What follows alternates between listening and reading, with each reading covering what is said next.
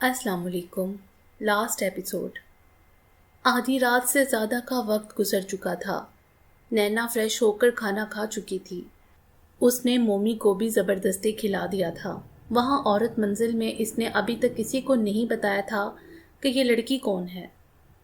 वो सोच रही थी कि मोमी को लेकर कराची निकल जाए या फिर नवेरा के कज़न के हवाले कर दे।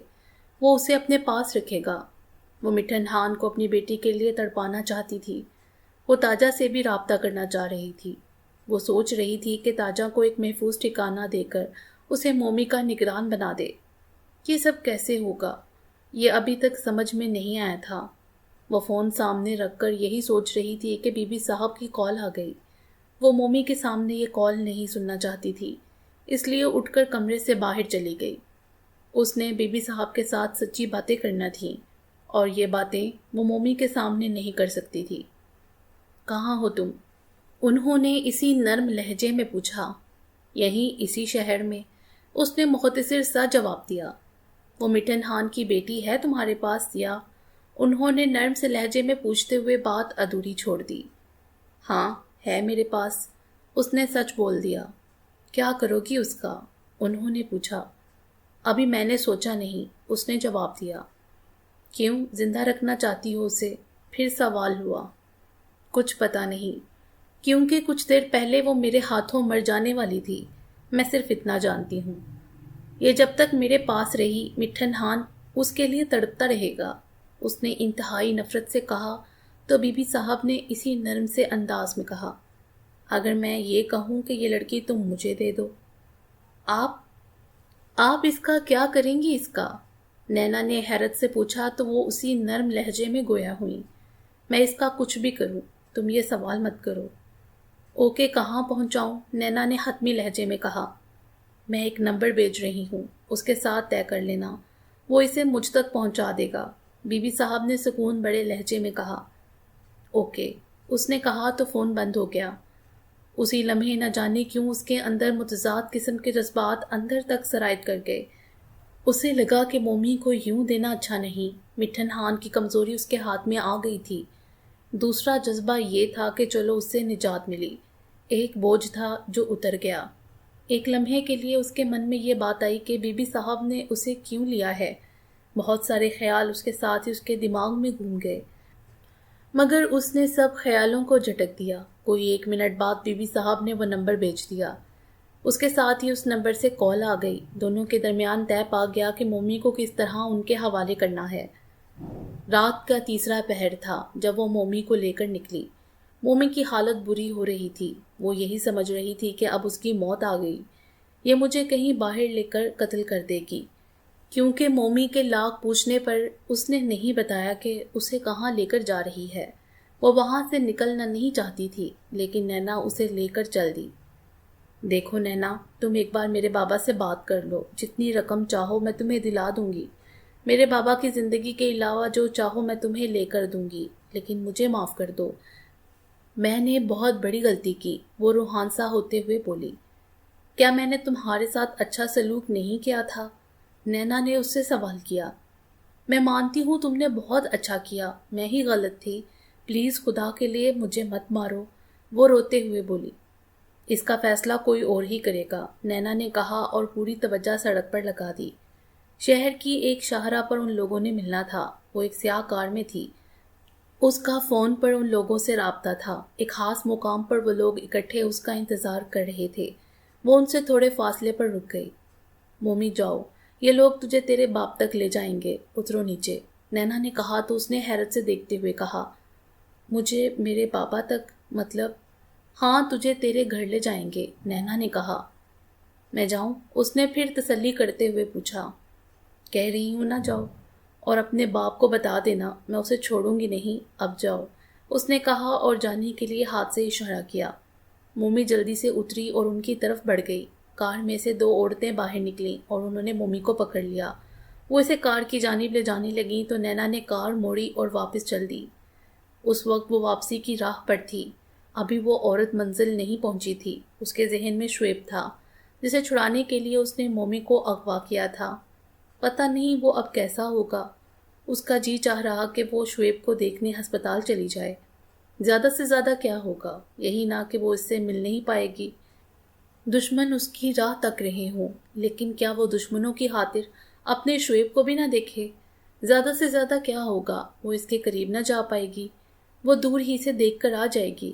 شعیب کا خیال آتے ہی اسے رہا نہیں جا رہا تھا، ایک دم سے اس کا دل بے اختیار ہو گیا۔ اسے سمجھ میں نہیں آ رہا تھا کہ یہ دل اتنا بے اختیار کیوں ہو گیا ہے۔ وہ بے مقصد سڑکوں پر گھومتی رہی، پھر اس نے ایک چوراہے سے کار ہسپتال کی جانب موڑ لی۔ وہ تیزی سے کار بغیر جا رہی تھی۔ اس نے کار ہسپتال کے پارکنگ ایریا میں کھڑی کی اور اس طرف بڑھ گئی جہاں انتہائی نگہداشت وارڈ میں شعیب کو رکھا گیا تھا۔ وہ بے حد محتاط تھی۔ اس نے آنچل سے اپنا چہرہ چھپا لیا ہوا تھا۔ اس کا پسٹل لوڈ تھا جسے وہ لمحوں میں نکال سکتی تھی۔ وہ آہستہ آہستہ قدموں سے چلتے ہوئے انتہائی نگہداشت وارڈ میں پہنچ گئی جہاں راہداری میں چند لوگ کھڑے رو رہے تھے۔ اس نے شیشے کے پاس شعیب کو دیکھنا چاہا لیکن وہ اسے کہیں دکھائی نہیں دیا۔ وہاں کا منظر اس کی سمجھ میں نہیں آ رہا تھا۔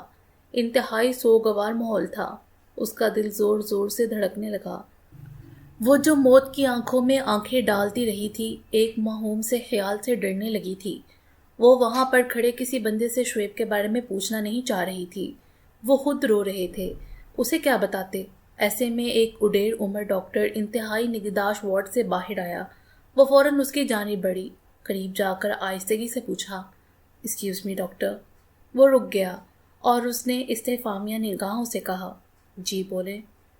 یہاں ایک پیشنٹ ہے، ان کا نام شعیب ہے، مجھے ان سے ملنا ہے، وہ یہاں سے دکھائی نہیں دے رہے ہیں۔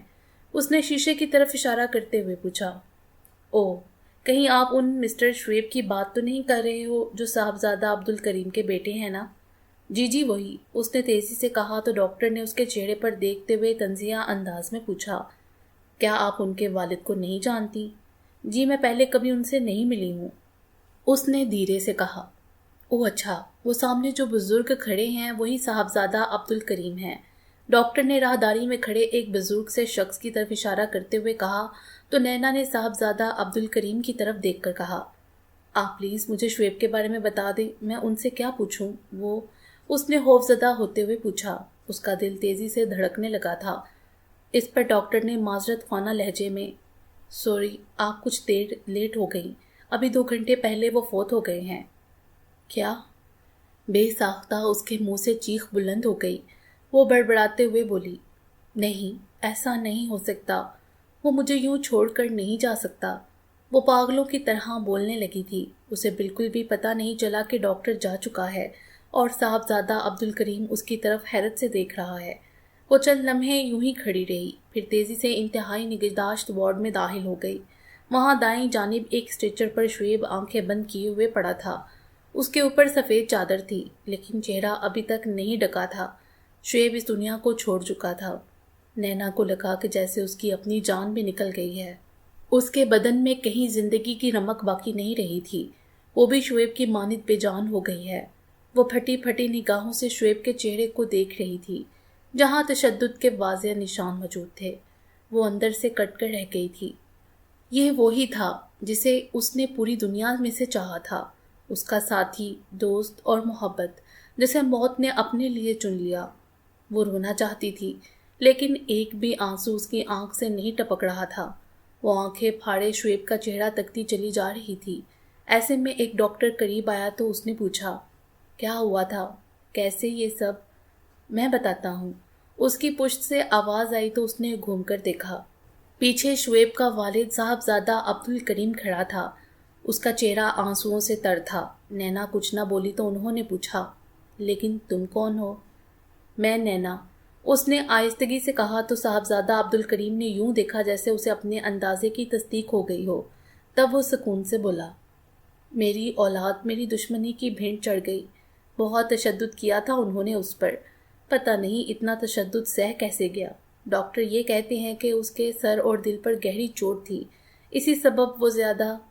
یہ کہتے ہوئے صاحبزادہ عبدالکریم سے سک پڑا، یہ سب مٹھن خان نے کیا؟ اس نے یوں کہا جیسے خود کلامی کر رہی ہو۔ ہاں، اس کی دشمنی میرا سب کچھ لے ڈوبی، وہ اسے سکتے ہوئے بولا تو نینا نے ایک نگاہ شعیب کے چہرے پر ڈالی۔ وہاں موت کا سکوت تھا۔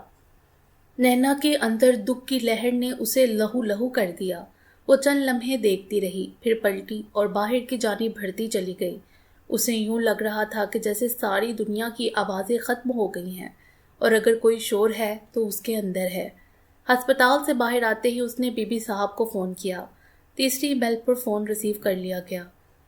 مومی کہاں ہے؟ اس نے خود پر قابو پاتے ہوئے پوچھا تو دوسری طرف سے اسی نرم لہجے میں سوال ہوا۔ کیوں؟ کیا ہوا؟ مجھے وہ چاہیے، میں نے اس کے بارے فیصلہ کر لیا ہے، نینا نے گھراتے ہوئے کہا تو بی بی صاحب بولی، اب دیر ہو چکی ہے، اب وہ میرے پاس نہیں ہے۔ کہاں گئی؟ اس نے پوچھا۔ اپنے باپ کے پاس۔ نرم سے لہجے میں کہی گئی اس بات میں جو چنگاری تھی، اس نے نینا کے اندر سلگتی ہوئی آگ کو ہوا دے دی، جس نے اسے اپنی لپیٹ میں لے لیا۔ اس نے چیختے ہوئے کہا، یہ کیا کیا آپ نے؟ اس کا واپس جانا میری مجبوری بن چکا تھا، اور پھر تم نے خود اسے بھیجا ہے، اب کیوں اس کے بارے میں پوچھ رہی ہو؟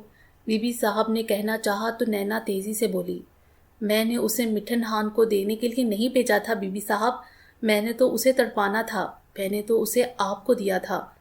کہیں ہسپتال تو نہیں جا پہنچی ہو؟ اور انہوں نے کہنا چاہا، لیکن نینا نے بات کاٹتے ہوئے کہا، میں اپنی زندگی کھو چکی ہوں، شعیب اب اس دنیا میں نہیں رہا، میرا سب کچھ ختم ہو گیا، وہ اس دنیا میں نہیں رہا۔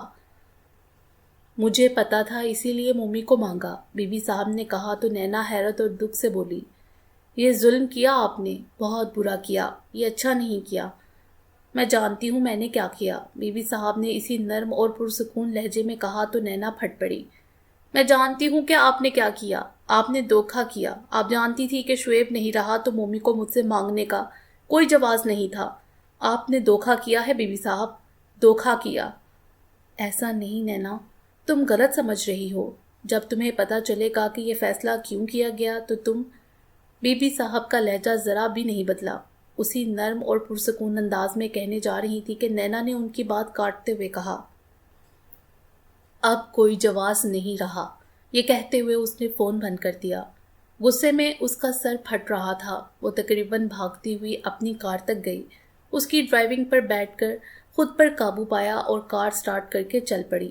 اس کا دماغ اس کے قابو میں نہیں تھا۔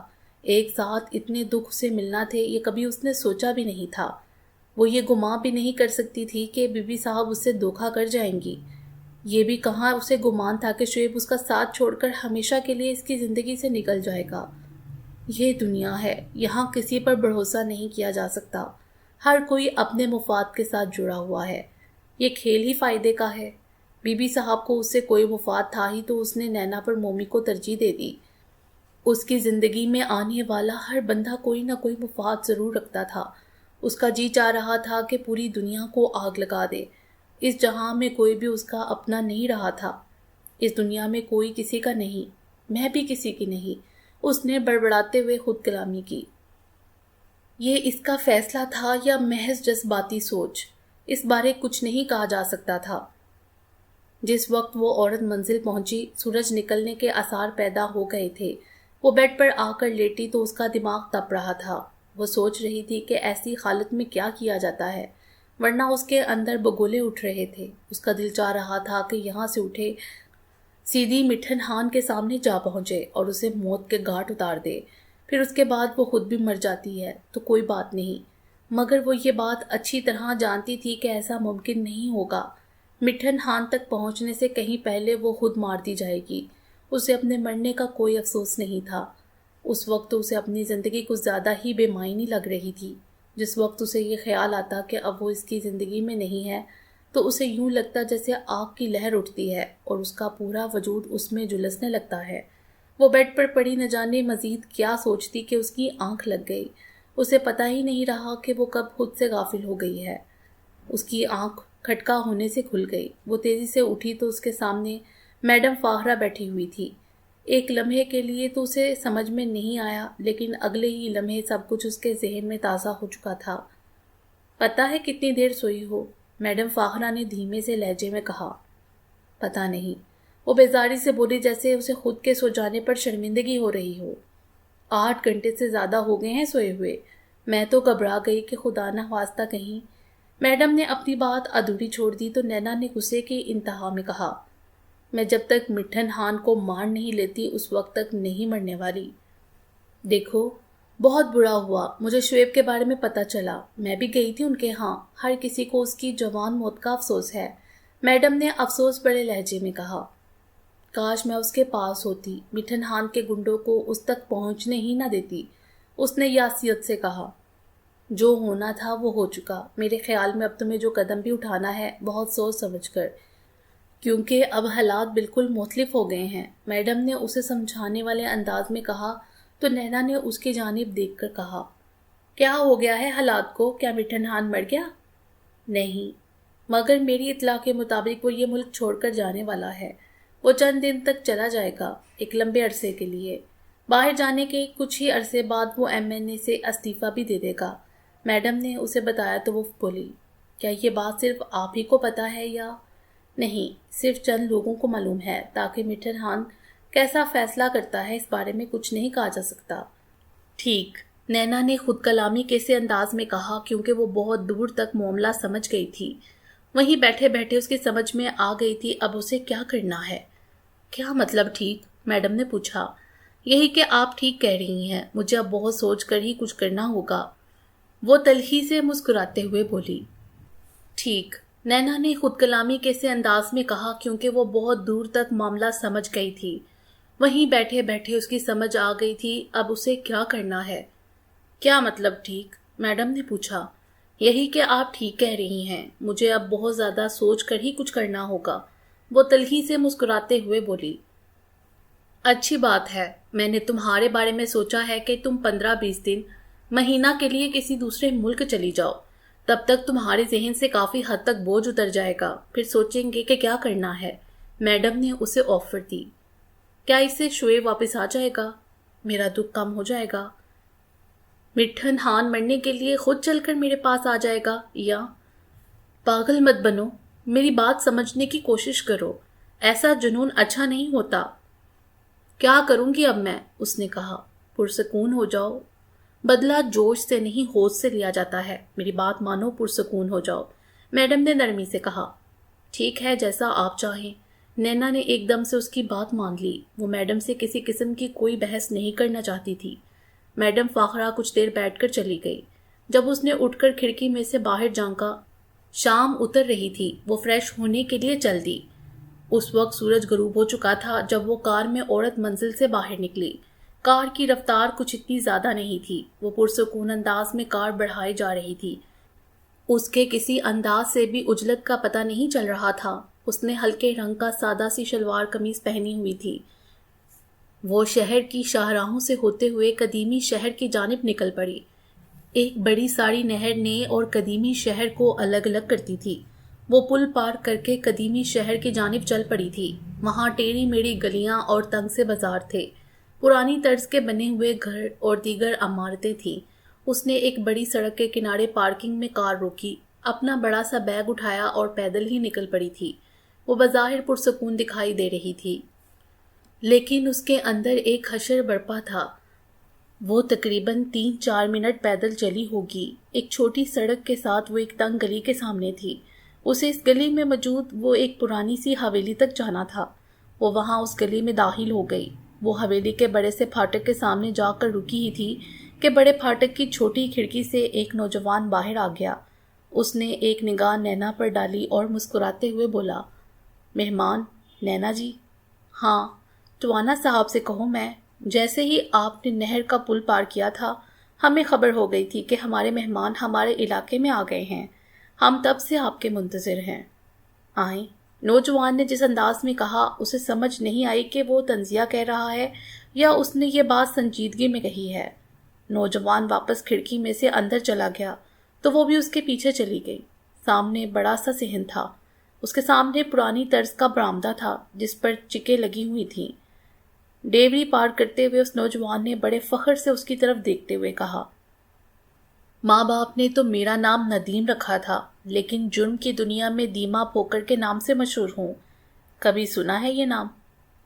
نہیں سنا، کیونکہ میں جرم کی دنیا سے تعلق نہیں رکھتی، نینا نے خشک لہجے میں کہا اور لاپرواہی سے حویلی کو دیکھتے ہوئے آگے بڑھتی گئی۔ مگر یہاں پر آپ کے بارے میں تو بہت بڑی مشہوری ہے، بڑی شے بتایا جا رہا ہے تمہیں۔ اس نے نینا کو سر سے پاؤں تک دیکھتے ہوئے کہا تو نینا نے اس کی بات کا جواب دینا مناسب نہیں سمجھا۔ تب تک وہ برآمدے میں آ گئی تھی۔ وہیں سے آگے ایک بڑا سا داخلی دروازہ دکھائی دے رہا تھا۔ وہ اس دروازے میں داخل ہو گئی تو اپنے آپ کو ایک گول کمرے میں پایا جس میں صوفے، کرسیاں اور میز لگے ہوئے تھے۔ یوں لگ رہا تھا کہ جیسے یہاں صرف بیٹھک ہوتی ہے۔ وہ ابھی کمرے کا جائزہ لے رہی تھی کہ دائنی جانب کے دروازے سے ایک لہیم شہیم شخص وارد ہوا۔ اس نے سفید کرتا اور شلوار پہن رکھی تھی۔ اس کے لمبے لمبے کھچڑی بال تھے۔ نینا پر نگاہ پڑتے ہی اس نے اونچی آواز میں کہا، بیٹھو پتری، بولو کیا پیو گی؟ یہ کہتے ہوئے وہ ایک صوفے پر بیٹھ گیا۔ نینا بھی اس کے قریب بیٹھتے ہوئے بولی، کچھ نہیں ٹوانا صاحب، میرا جی نہیں چاہ رہا۔ تبھی اس نے نینا کی بات کو نظر انداز کرتے ہوئے دیمے کی طرف دیکھ کر کہا، جاؤ اندر سے کوئی تازہ جوس لے کر آؤ۔ دیمے نے سر ہلایا اور وہاں سے چلا گیا۔ اس کے جاتے ہی ٹوانا نے کہا، میرے خیال میں تمہیں 2-4 سکون سے یہاں میرے پاس رہنا چاہیے۔ اس دوران ہم ساری معلومات کر لیں گے، پریشان ہونے کی ضرورت نہیں۔ ٹوانا صاحب، میں بھی یہی چاہتی ہوں۔ اب ہر کام سکون سے ہوگا، آپ دیکھیں گے کیا ہوتا ہے۔ اس نے کہا تو وہ خوش ہوتا ہوا بولا، میرے بندے تمہارے بارے میں بتا رہے ہیں، اس سے مجھے اندازہ ہے۔ آپ نے اب تک جتنے بھی بندے بھیجے میری مدد کے لیے، انہوں نے مجھے کبھی دھوکہ نہیں دیا۔ اور اس نے کہنا چاہا تو ٹوانا نے مسکراتے ہوئے کہا، او پتری، تم رقم بھی تو ہمارے معیار کی دیتی رہی ہو۔ یہ تو سیدھا سا دھندا کاروبار ہے، لیکن اب تمہارے ساتھ جو ڈیل ہوئی ہے، میں نے اس پر بہت سوچا۔ کام بہت بڑا ہے اور رسک بھی، مگر تم نے جو رقم دینے کا وعدہ کیا ہے اس کا کہیں پتہ نہیں۔ ایسا کیسے ہوگا؟ آپ میرے پلان کے ساتھ چلیں، سب ہو جائے گا۔ نینا نے زبردستی مسکراتے ہوئے کہا، مجھے تم پر یقین ہے، ٹوانا نے مسکراتے ہوئے کہا۔ اتنے میں دیما اندر سے آ گیا۔ اس کے پیچھے ہی ایک لڑکی ٹرے میں جوس رکھے آ گئی۔ سرو کرنے کے بعد وہ جانے لگی تو ٹوانا نے اسے کہا، میڈم کے لیے اوپر والا کمرہ ٹھیک کروا دو، اب تم نے ان کا خیال رکھنا ہے۔ جی ٹھیک ہے، اس نے مؤدبانہ لہجے میں کہا اور پلٹ گئی۔ نینا جوس پینے لگی۔ اس دوران دیما کھڑا رہا۔ ٹوانا اور نینا کے درمیان شہر میں موجود لوگوں کے بارے میں بات ہوتی رہی، کون کیا کرتا رہا ہے۔ تبھی اچانک اس نے پوچھا، رات صاحبزادہ عبد الکریم کا لڑکا نہیں رہا، سنا ہے اس پر مٹھن خان نے تشدد کیا تھا، کیا یہ لڑکا ہی تمہارا دوست تھا؟ ٹوانا نے پوچھا تو نینا نے خود پر قابو پاتے ہوئے بولی، وہ میرا دوست ہی نہیں، میرا سب کچھ تھا ٹوانا صاحب۔ یہ جتنا میں نے آپ کے ساتھ پلان کیا ہے یہ سب، یہ کہتے ہوئے اسے خود پر قابو نہیں رہا تھا۔ ٹھیک ہے، میں سمجھ گیا، تم پرواہ مت کرو، میں دیکھ لوں گا، سب ہو جائے گا۔ لفظ اس کے منہ میں ہی تھے کہ وہی لڑکی آ گئی۔ اس نے نینا کی طرف دیکھ کر کہا، آئیں۔ نینا اٹھ کر اس کے ساتھ چل دی۔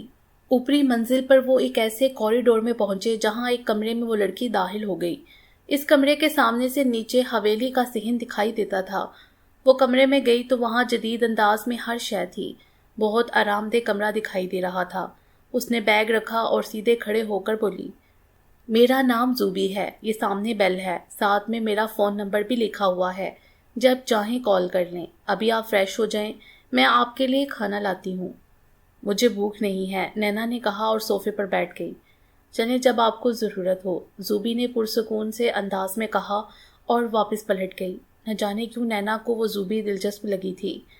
اس کی کیا وجہ تھی اسے خود سمجھ نہ آ سکی۔ وہ تھوڑی دیر کے لیے کچھ بھی سوچنا نہیں چاہتی تھی، اس لیے اس نے ساری سوچوں سے چھٹکارا لینے کے لیے خود کو آزاد چھوڑ دیا۔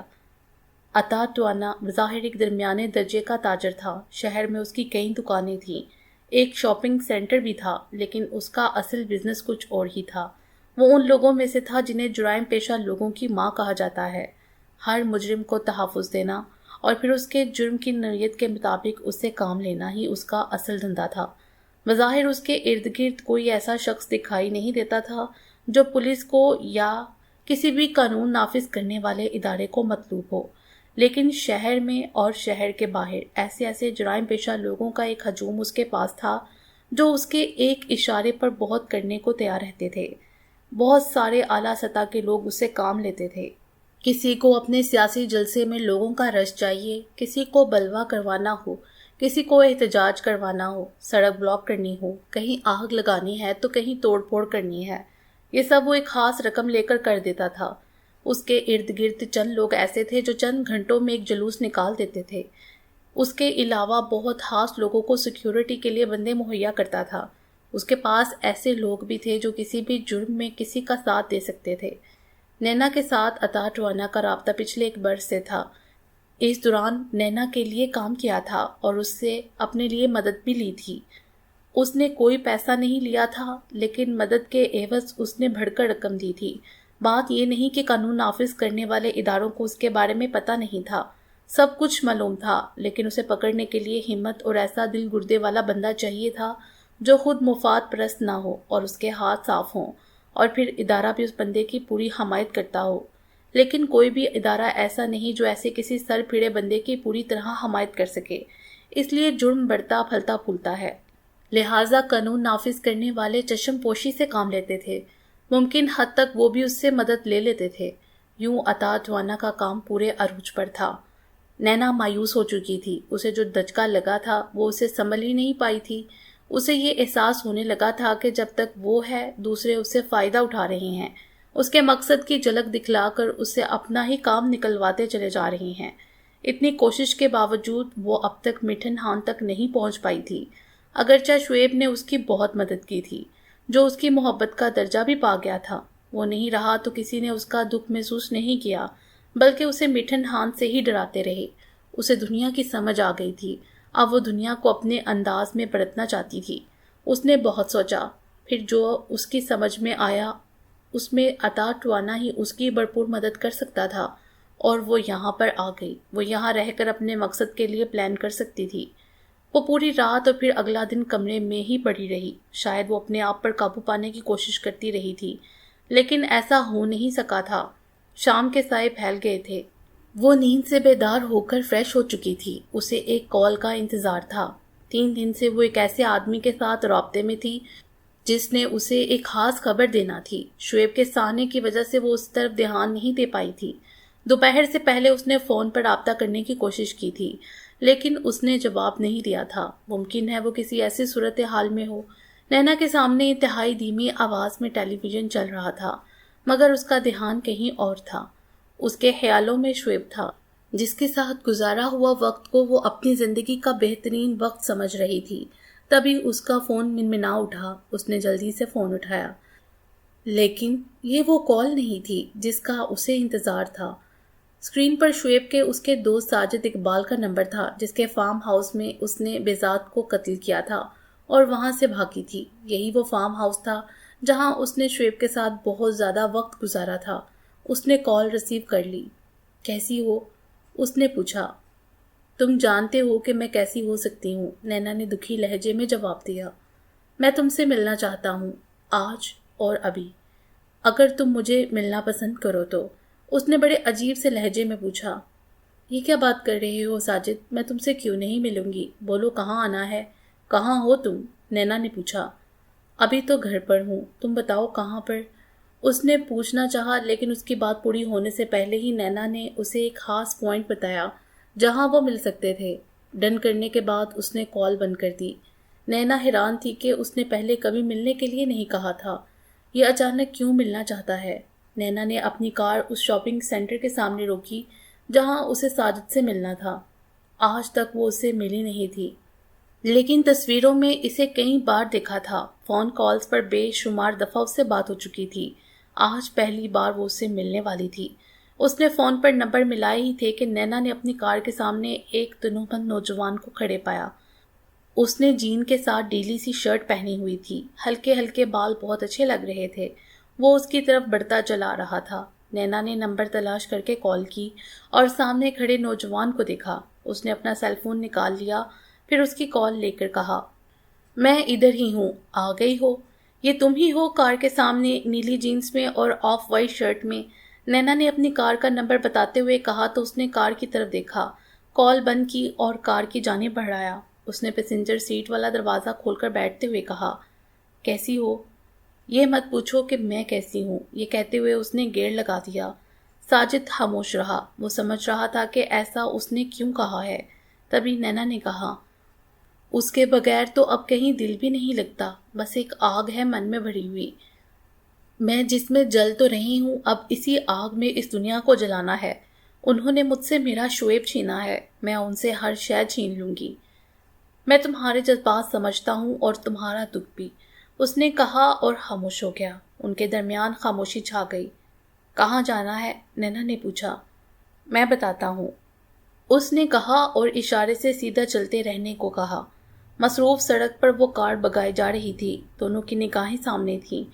ساجد اسے راستہ بتاتا رہا یہاں تک کہ وہ ایک سنسان چار دیواری کے پاس آن ٹھہرے۔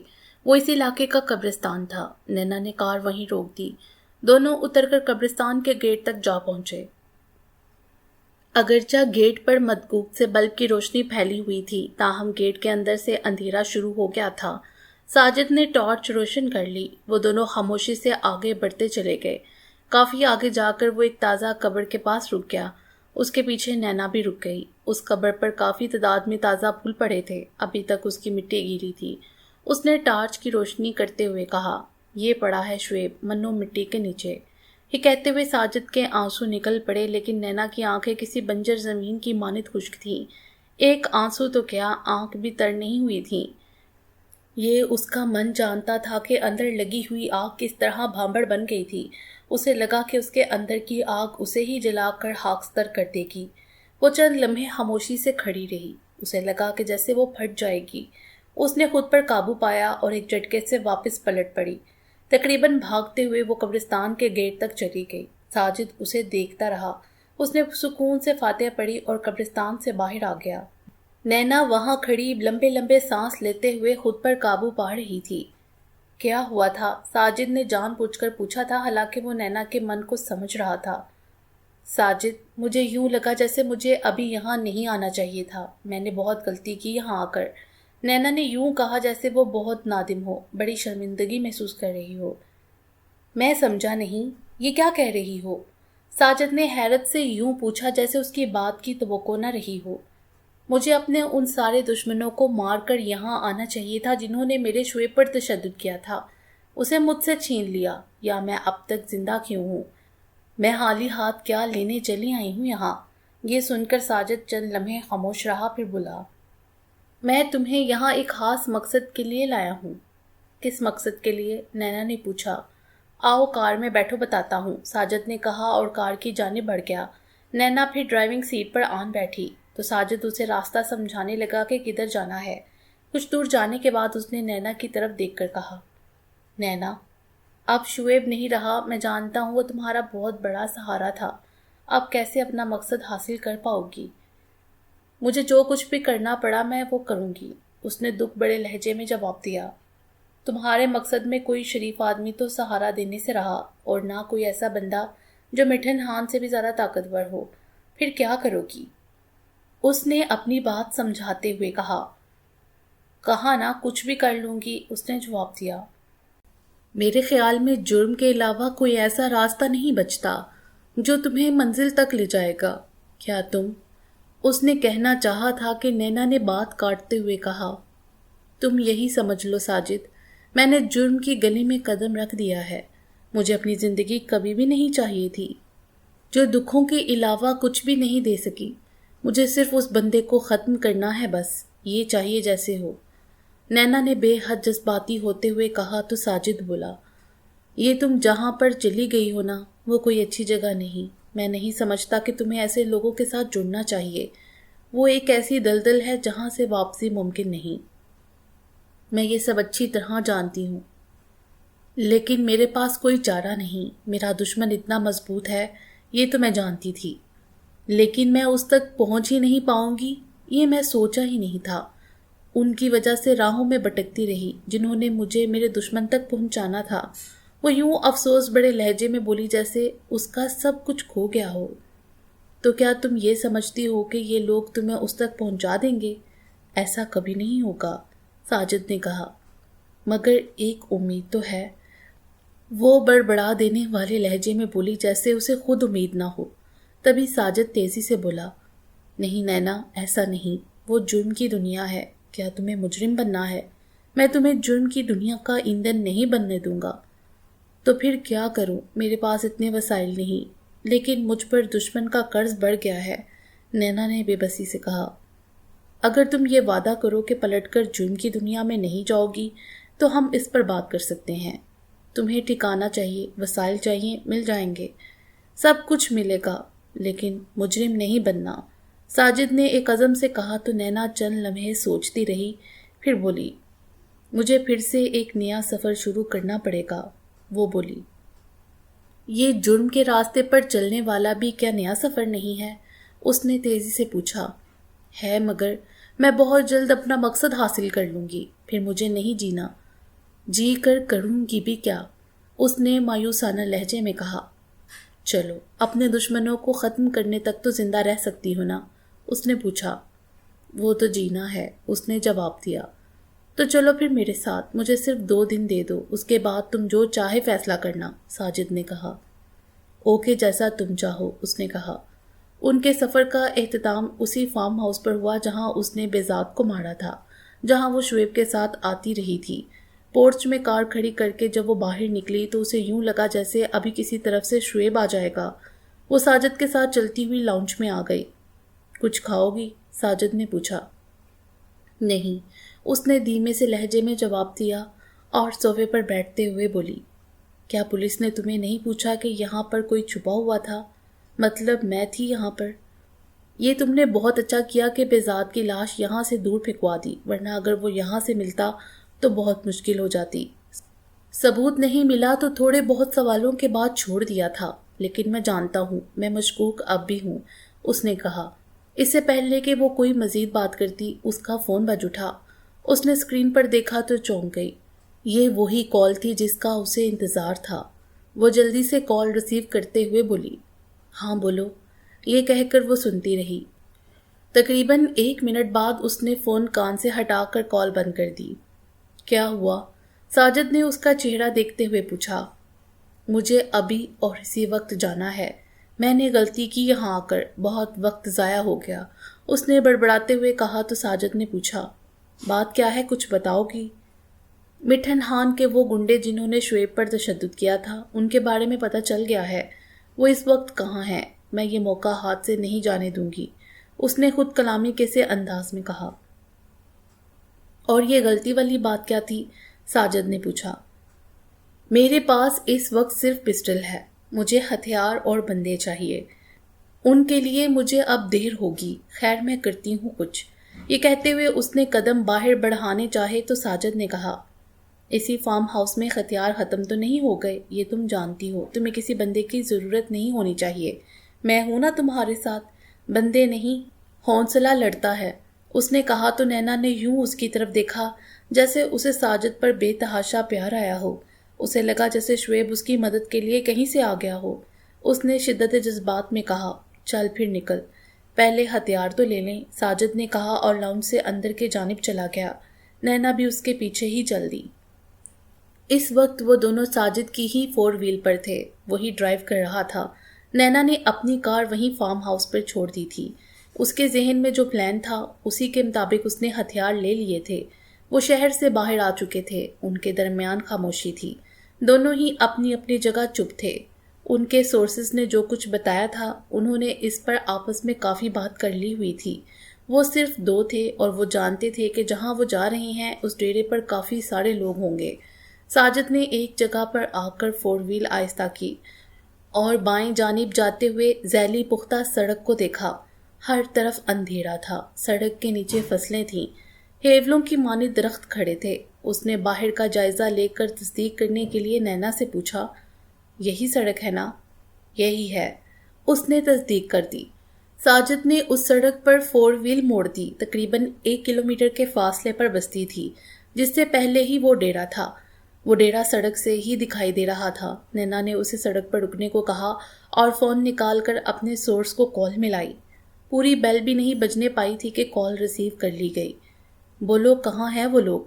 مین گیٹ کے دائیں جانب جو کمروں کی قطار ہے اس کے برآمدے میں ہیں، کچھ وہیں بیٹھے ہوئے تاش کھیل رہے ہیں اور کچھ سو گئے ہیں۔ گیٹ پر کون ہے؟ بندے ہیں یا کھلا ہوا ہے ابھی؟ اس نے پوچھا۔ گیٹ پر ایک ہی بندہ ہے ابھی اور گیٹ کھلا ہوا ہے، کچھ دیر میں جب دوسرا بندہ آ جائے گا تو گیٹ لگ جائے گا۔ ٹھیک ہے، تم نکل جاؤ ڈیرے سے، نینا نے کہا۔ جی ٹھیک ہے، اس نے کہا تو نینا نے کال بند کر دی۔ پھر اس نے ساجد کو ساری بات بتا دی۔ اس نے 4 وہیل کی ہیڈ لائٹس بند کرتے ہوئے اس کچے راستے پر ڈال دی جو اس ڈیرے کی طرف جاتا تھا۔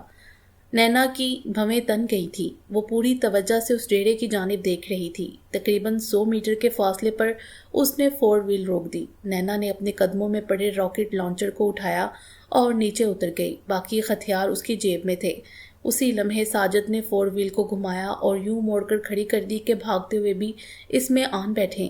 ساجد تیز قدموں سے چلتے ہوئے نینا تک آیا اور آتے ہی راکٹ لانچر پکڑ لیا۔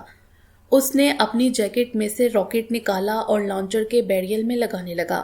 تب تک نینا نے 2 پسٹل نکال لیے تھے۔ اس نے ارد گرد دیکھا اور محتاط انداز میں گیٹ پر جا پہنچی۔ اس نے ہلکے سے گیٹ کو کھولا تو سامنے ہی ایک آدمی گن لیے کھڑا تھا۔ بائیں جانب برآمدے میں کافی شور مچا ہوا تھا۔ گیٹ سے کچھ دور کھڑے اس بندے کی ساری توجہ اسی برآمدے میں تھی۔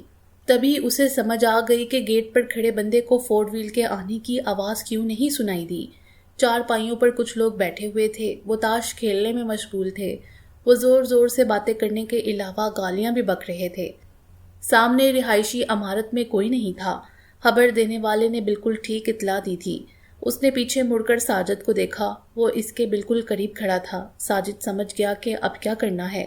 نینا نے سامنے کھڑے آدمی پر پسٹل تانتے ہوئے آہستہ سے بڑبڑائی، 1 2 3۔ 3 کہتے ہی اس نے فائر کر دیا۔ نینا نے جیسے ہی فائر کیا تھا اس کے ساتھ ہی اس نے نیچے بیٹھتے ہوئے گیٹ کھول دیا۔ فائر کے ساتھ ایک چیخ بلند ہوئی اور اگلے ہی لمحے برآمدے کی جانب راکٹ فائر ہو گیا۔ ایک زبردست دھماکہ ہوا، ساتھ ہی زور زور سے چیخیں بلند ہونا شروع ہو گئیں۔ چند لوگ صحن کی طرف بھاگے کیونکہ برآمدے کی چھت سے اینٹیں گرنے لگی تھیں۔ ان کا صحن کی جانب آنا ہی غلطی ثابت ہوا تھا۔ نینا زمین پر پڑی تاک تاک کر ان کا نشانہ لینے لگی۔ ساجد نے اس وقت تک ایک مزید راکٹ فٹ کر لیا تھا۔ اسے یقین تھا کہ اس قدر حملہ ہو جانے کے بعد سامنے کے رہائشی حصے میں سے لوگ ضرور باہر نکلیں گے، لیکن کوئی باہر نہیں آیا۔ جو سامنے تھے زمین پر پڑے تڑپ رہے تھے۔ نینا نے رسک لینا مناسب نہیں سمجھا۔ وہ اٹھتے ہوئے بولی، نکلو ساجد۔ یہ کہتے ہوئے وہ گیٹ کی جانب چل دی۔ ایسے میں سامنے کے رہائشی حصے سے فائر ہوا۔ ساجد اور نینا گیٹ کی اوٹ میں ہو چکے تھے۔ ساجد نے گھوم کر ایک راکٹ وہاں بھی فائر کر دیا۔ ایک دھماکہ ہوا اور وہاں پر آگ لگ گئی۔ وہ مزید وہاں دیکھنے کے لیے نہیں رکے، بلکہ تب تک یہ دونوں 4 وہیل تک آن پہنچے تھے۔ یہ دونوں اس میں بیٹھے اور وہاں سے نکل پڑے۔ ساجد نے انتہائی تیزی میں وہاں سے 4 وہیل نکالی تھی۔ نینا نے اپنے سورس کو کال ملائی، کہاں ہو؟ میں ڈیرے سے کافی دور کھیت میں ہوں۔ وہاں جاؤ اور وہاں پر جا کر دیکھو۔ میں اس کے بارے میں تفصیل کچھ دیر بعد پوچھتی ہوں۔ رقم تیرے گھر ابھی پہنچ جاتی ہے، تھوڑی دیر بعد پتہ کر لینا۔ جی ٹھیک ہے، اس نے کہا تو نینا نے فون بند کر دیا۔ ساجد طوفانی انداز میں 4 وہیل بھگائے جا رہا تھا۔ وہ جلد از جلد طے کردہ ٹھکانے پر پہنچ جانا چاہتے تھے۔ راستے میں اس نے اپنے سورس کو فون کر کے پوچھا، ہاں بتا، کتنے مر گئے؟ کوئی بچا تو نہیں؟ سبھی مر گئے ہیں، سب کچھ جل رہا ہے، اس نے تیزی سے کہا تو نینا بولی، کال بند ہونے کے بعد اپنا فون اس آگ میں پھینک دینا، اب میں تمہیں کال نہیں کروں گی۔ جی ٹھیک ہے، اس نے کہا تو نینا نے کال بند کر دی۔ کچھ فاصلے پر نہر آئی تو نینا نے اپنا فون نہر میں پھینک دیا۔ اس نے اپنے پاس شعیب کا دیا ہوا فون ہی رکھا، باقی وہ سب سے اپنا رابطہ ختم کر دینا چاہتی تھی۔ صبح کی روشنی نے اس کمرے میں آ کر ہر شے روشن کر دی تھی جہاں وہ سوئی ہوئی تھی۔ وہ بیڈ سے اٹھی تو دائیں جانب بنی کھڑکی کھولی۔ دوسری منزل کے اس کمرے سے سامنے دور دور تک فصلوں کی ہریالی دکھائی دے رہی تھی۔ یہ فارم ہاؤس نہیں تھا، بلکہ شہر سے باہر ساجد کا ایک بنگلہ تھا جو انہوں نے نیا تعمیر کروایا تھا۔ ساجد رات اسے وہاں چھوڑ کر چلا گیا تھا۔ نینا اس کے بارے میں سوچنے لگی، یہ ساجد اچانک کہاں سے آ گیا؟ کیا اس کے دل میں شعیب کی اس قدر محبت ہے کہ اس کا انتقام لینے یہ اس کے ساتھ جڑ گیا ہے، یا اس کا بھی کوئی ذاتی مفاد ہے؟ وہ فوری طور پر کوئی فیصلہ نہیں دے سکتی تھی۔ اس نے اپنے ساتھ رابطے ختم کر دیے تھے۔ وہ یہ بات سمجھ چکی تھی کہ یہ دنیا اگر کسی کی مدد کرے گی بھی تو پہلے اس کا اپنا ذاتی مفاد ہوگا۔ یہ مفاد وہ کس طرح لیتی ہے، یہ اپنا اپنا طریقہ ہے۔ کون کس طرح اپنا مفاد نکالتا ہے، اب اس کے سامنے 2 ہی راستے تھے۔ ایک یہ کہ وہ یوں ہی لوگوں کے مفاد کے لیے استعمال ہوتی رہے اور جب بھی موقع ملے اپنا مقصد حاصل کر لے۔ دوسرا، وہ لوگوں کو اپنے مفاد کے لیے استعمال کرنا شروع کر دے اور اپنے مقصد کو خود حاصل کرے۔ وہ ابھی اس پر سوچ ہی رہی تھی کہ پشت پر دروازہ بجا، کسی نے دستک دی تھی۔ وہ پلٹ کر دروازے تک آئی، تب تک دستک پھر ہوئی، اس کے ساتھ ہی ساجد کی آواز آئی۔ کھول رہی ہوں، نینا نے کہا اور دروازہ کھول دیا۔ ساجد نے نینا کو سر سے پیر تک دیکھا، پھر اس کی جانب ایک شاپنگ بیگ بڑھا کر مسکراتے ہوئے بولا، یہ کچھ کپڑے ہیں، فریش ہو کر پہن لو، ناشتہ نیچے کرنا ہے آ کر، میں انتظار کر رہا ہوں۔ اوکے، نینا نے کہا اور شاپنگ بیگ پکڑ لیا۔ کچھ دیر بعد وہ نیچے لاؤنج میں آئی تو ناشتہ لگا ہوا تھا۔ ساجد ایک سرے پر بیٹھا ہوا اخبار پڑھ رہا تھا۔ وہ بیٹھی تو ساجد نے کہا، یہ لو خبر دیکھو، مٹھن خان نے اسمبلی رکنیت سے استعفیٰ دے دیا ہے۔ مجھے اس کے استعفیٰ دینے یا نہ دینے سے کیا مطلب؟ کیا کسی رکن اسمبلی کے گولی نہیں لگتی؟ نینا نے اخبار کی طرف ہاتھ بڑھائے بنا کہا، اس سے فقط یہ ہوا ہے کہ اس کی طاقت پہلے سے بہت کم ہو گئی ہے۔ پہلے جو حکومت کا اس کے ساتھ سہارا ہوتا تھا وہ اب نہیں رہا۔ ساجد نے سیدھا ہو کر بیٹھتے ہوئے کہا، یہ تو ہے، لیکن وہ اپنے ارد گرد زیادہ سیکیورٹی کر لے گا۔ اس نے پلیٹ سیدھی کرتے ہوئے کہا، لیکن خبر یہ ہے کہ وہ اب ملک میں نہیں رہے گا، باہر چلا جائے گا۔ اس میں زیادہ دن نہیں لگیں گے، بس یہی 2-4 دن۔ وہ اپنے پورے خاندان کے ساتھ یہاں سے شفٹ ہو جائے گا۔ اس طرح تو زیادہ مشکل نہیں ہو جائے گا؟ ساجد نے اس کی طرف دیکھتے ہوئے کہا تو نینا نے آنکھیں بند کرتے ہوئے انتہائی غصے میں کہا، میں اسے یوں نہیں جانے دوں گی۔ کیسے روک پاؤ گی اسے؟ ایک بار یہاں سے چلا گیا تو پھر بہت مشکل ہو جائے گی۔ مٹھن خان کو مارنا ایک خواب ہو جائے گا۔ ساجد نے اس کے چہرے کا جائزہ لیتے ہوئے کہا، میں اس خواب کو حقیقت بنا دوں گی، نینا نے کہا اور خاموش ہو گئی۔ ساجد نے بھی کوئی بات نہیں کی۔ دونوں ناشتہ کرنے لگے۔ کتنی دیر تک ان میں خاموشی رہی، یہاں تک کہ وہ ناشتے سے فارغ ہو گئے۔ ایک ملازمہ برتن اٹھانے لگی تو وہ دونوں اٹھے اور باہر کوریڈور میں جا بیٹھے۔ نینا، مجھے ایک بات کی سمجھ نہیں آ رہی ہے، کیا تم اس کا جواب دے پاؤ گی؟ ساجد نے گہرے لہجے میں پوچھا۔ سمجھ تمہیں نہیں آ رہی، جواب میں دوں؟ یہ کیا بات کر رہے ہو؟ وہ طنزیہ لہجے میں بولی۔ ابھی تم نے کہا کہ تم خواب کو حقیقت بنا دو گی، یہ کیسے ممکن ہوگا؟ کیا تم یہ فقط خود کو حوصلہ دے رہی ہو یا پھر یوں ہی ہانک رہی ہو؟ کیا ہے؟ صرف کہہ دینے سے تو خواب حقیقت میں نہیں بدلتے، اس کے لیے کچھ کرنا پڑتا ہے۔ ساجد نے سخت بات بھی بڑے نرم لہجے میں کی تھی۔ اس پر نینا چند لمحے سوچتی رہی، پھر بولی، تم ٹھیک کہہ رہے ہو، ظاہر ہے کچھ کرنا پڑے گا، لیکن پہلے یہ کنفرم کرنا ہوگا کہ وہ واقعی باہر جا رہا ہے یا اس نے افواہ اڑائی ہے۔ ان سیاست دانوں کا کیا پتا؟ تم چاہو تو اپنے ذرائع سے تصدیق کر سکتی ہو، ورنہ کل سے یا شاید آج سے ہی میڈیا میں آ جائے گا۔ ساجد نے گہرے لہجے میں کہا، اب دیکھنا میں خواب کو حقیقت کیسے بناتی ہوں، مجھے یہ کرنا ہوگا۔ وہ ایک عزم سے بولی تو ساجد نے جیب سے ایک سیل فون نکالا اور اسے دیتے ہوئے بولا، میں ایک فون کال پر ہوں، یہ فون لو، مجھ سے رابطے میں رہنا، اگر کچھ سمجھ میں آ جائے تو کال کر لینا۔ نینا نے فون پکڑ لیا، پھر اسے دیکھتے ہوئے بولی، ٹھیک ہے۔ ساجد اٹھا اور چلا گیا۔ نینا وہیں بیٹھی سوچ میں پڑ گئی کہ اگر مٹھن خان باہر چلا گیا تو پھر کیا ہوگا؟ زیادہ وقت نہیں گزرا تھا کہ اسے خیال آ گیا، وہ معلومات لے سکتی تھی۔ اس کے پاس پرانا کوئی فون نہیں تھا، لیکن اس نے شعیب والے فون میں اپنے مطلب کے نمبر محفوظ کیے ہوئے تھے، وہ ان سے کال کر سکتی تھی۔ اس نے رضیہ کا نمبر ملایا، مگر دوسری طرف سے کوئی رسپانس نہیں ملا۔ اسے لگا جیسے یہ نمبر ہی بند ہو گیا ہو۔ کچھ دیر تک کوشش کرنے کے بعد اس کے دماغ میں عجیب و غریب خیال آنے لگے۔ اگر رضیہ کی معلومات نہ ہوتی تو وہ مومی کو کبھی اغوا نہیں کر سکتی تھی۔ کہیں اس کے بارے میں پتہ تو نہیں چل گیا، وہ پکڑی تو نہیں گئی، اس کے ساتھ کچھ ہو نہ گیا ہو۔ یہ سوچتے ہی اسے رضیہ پر بہت ترس آنے لگا تھا۔ اب وہ جب تک اسے اپنی آنکھوں سے نہ دیکھ لیتی یا اس کے بارے میں کچھ حتمی خبر نہ مل جاتی، اس نے بے چین ہی رہنا تھا۔ اس نے خود ملنے کا ارادہ کر لیا، لیکن اس کے لیے اسے شام تک انتظار کرنا تھا۔ وہ اپنے دوسرے سورس تلاش کرنے لگی جن سے اسے معلومات مل سکتی تھیں۔ ان میں سے ایک بندہ ملا جس کے ذمہ اس نے یہ کام لگایا۔ اس نے بے دلی سے یہ کام لے لیا۔ دوپہر کے بعد وہ رضیہ کے گھر جانے کے لیے اپنی کار پر نکل پڑی۔ ان کی گلیوں میں کار تو جا سکتی تھی، لیکن وہ کار کو گلی میں کھڑی کرنے کا رسک نہیں لے سکتی تھی۔ اس نے کار مین سڑک پر موجود ایک شاپنگ سینٹر کے پارکنگ میں چھوڑ دی اور وہاں سے پیدل چلتی ہوئی اس گلی میں جا پہنچی جہاں رضیہ کا گھر تھا۔ اس نے شلوار قمیص پہنی ہوئی تھی، اس کے ساتھ ایک بڑی سی چادر اوڑھی ہوئی تھی جس کے پلو سے اس نے چہرے کو ڈھانپا ہوا تھا۔ اس نے دروازے پر دستک دی اور پھر اندر داخل ہو گئی۔ رضیہ سامنے ہی صحن میں بچھی چارپائی پر بیٹھی ہوئی تھی۔ اس کا بچہ اس کے پاس بیٹھا کھیل رہا تھا۔ رضیہ اسے یوں اپنے سامنے دیکھ کر حیران رہ گئی۔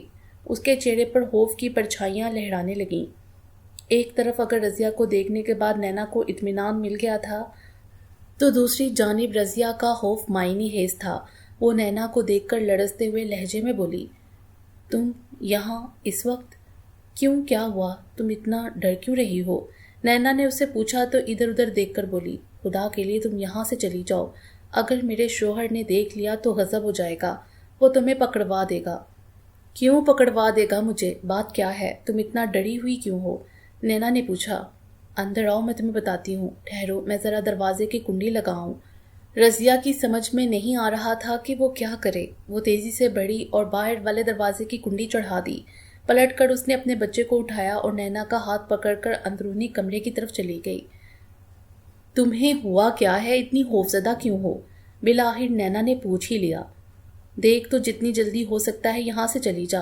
تمہارا یہاں ہونا سمجھو تمہارے لیے موت ہے، وہ لڑزتی ہوئی آواز میں بولی تو نینا نے اسے کندھوں سے پکڑتے ہوئے کہا، صاف بات کرو، پہیلیاں مت ڈالو۔ تم نے جو رقم میرے خامد کو دی تھی وہ تو ساری کی ساری جوئے میں ہار گیا۔ اب اس نے مجھ سے کہا ہے کہ تم جب بھی آؤ تمہیں یہاں بٹھا لوں، وہ مٹھن ہان کو بتا دے گا۔ اور یہ کہتے ہوئے اس کی آنکھیں پھیل گئیں۔ ایسا کیوں کہا اس نے؟ میں اسے اس سے بھی زیادہ رقم دے سکتی ہوں، نینا نے پوچھا۔ اب رقم لے کر بھی وہ تمہارے کام نہیں آ سکتا نا۔ اب ہم وہاں ملازم نہیں رہے۔ مومی والے حادثے کے بعد انہوں نے سارے ملازمین وہاں سے نکال دیے ہیں۔ اب کہاں ہو؟ اس نے پوچھا۔ ہم اب گھر پر نہیں کہیں دوسری جگہ کام کرتے ہیں، کیونکہ انہیں ہم پر سب پر شک تھا، بلکہ اب بھی ہے۔ ہم تمہیں کوئی خبر نہیں دے سکتے تو رقم کیسے لے سکتے ہیں؟ اسے تو ایک لمبی رقم اسی صورت مل سکتی ہے کہ تیرے بارے میں انہیں بتا دے، وہ اپنی ہی جونک میں کہتی چلی گئی تھی۔ سن، تو پھر تو تم کیا زندہ بچ جاؤ گی؟ نینا نے کہا۔ کیا مطلب؟ اس نے پوچھا۔ مطلب یہ، وہ سارا مدعا تم پر ڈال دے گا، خود رقم لے کر الگ۔ تم نے ایسے نہیں سوچا؟ نینا نے کہا تو اس کی آنکھیں پھیل گئیں۔ وہ نفی میں سر ہلاتے ہوئے بولی، نہیں نہیں، وہ تو اپنا دامن صاف کرنا چاہتا ہے، اپنی وفاداری کا ثبوت۔ یہ کہتے ہوئے وہ ایک دم سے رکی، پھر سوچتے ہوئے بولی، تم ٹھیک کہہ رہی ہو بے وقوف، تیرا شوہر تجھے مار ڈالے گا، بچ جا اس سے۔ نینا نے اس کے چہرے پر دیکھتے ہوئے کہا۔ اب میں کیا کروں؟ وہ آ گیا تو؟ رضیہ مزید سہم گئی تھی۔ نینا نے اسے ایک چارپائی پر بٹھاتے ہوئے ڈانٹ دی، اس کے کاندھوں پر ہاتھ رکھ کر بولی، کچھ نہیں ہوتا، میں تجھے کچھ نہیں ہونے دوں گی۔ تم مجھے صرف یہ بتاؤ، انہوں نے تم پر شک تو نہیں کیا؟ نہیں، انہیں بالکل بھی پتہ نہیں چلا۔ انہوں نے سبھی ملازمین پر شک کیا تھا۔ اب بھی وہ اس تلاش میں ہیں۔ میں نے شکر کیا کہ اب وہاں کام نہیں کر رہی ہوں، ورنہ… رضیہ کہتے ہوئے اس نادیدہ سزا سے ڈرتے ہوئے خاموش ہو گئی جو اسے مل سکتی تھی۔ ان دونوں میں خاموشی چھا گئی تھی۔ نینا کو مایوسی ہوئی تھی۔ اسے بڑی امید تھی کہ رضیہ سے بہت ساری باتیں معلوم ہو جائیں گی۔ تبھی اس نے پوچھا، اچھا یہ بتاؤ، مٹھن ہان اور اس کا خاندان کیا باہر کے ملک جا رہا ہے ہمیشہ کے لیے؟ مجھے نہیں پتا، اب میں گھر میں نہیں ہوتی، مجھے اس بارے کچھ بھی نہیں پتا، اس نے خوف زدہ سی آواز میں کہا تو نینا کے ذہن میں ایسے ہی ایک تجسس ابھرا، اس لیے پوچھا، اچھا یہ بتاؤ، مومی کی واپسی کے بارے پتا ہے کیسے ہوئی؟ کس نے اسے چھڑوایا؟ مجھے تفصیل سے نہیں پتا، لیکن اتنا ضرور پتا ہے کہ کسی عورت سے ڈیل ہوئی تھی ان کی، اس نے یاد کرتے ہوئے کہا تو نینا نے تیزی سے پوچھا، عورت؟ کیا نام تھا اس کا؟ یہ تو میں نہیں بتا سکتی، عجیب سا نام تھا، جیسے بی بی صاحب۔ اس نے ڈیل کی تھی، لیکن کوئی دوسری عورت تھی جس کی وجہ سے اس نے وہ ڈیل کی، وہ تم ہی تھی۔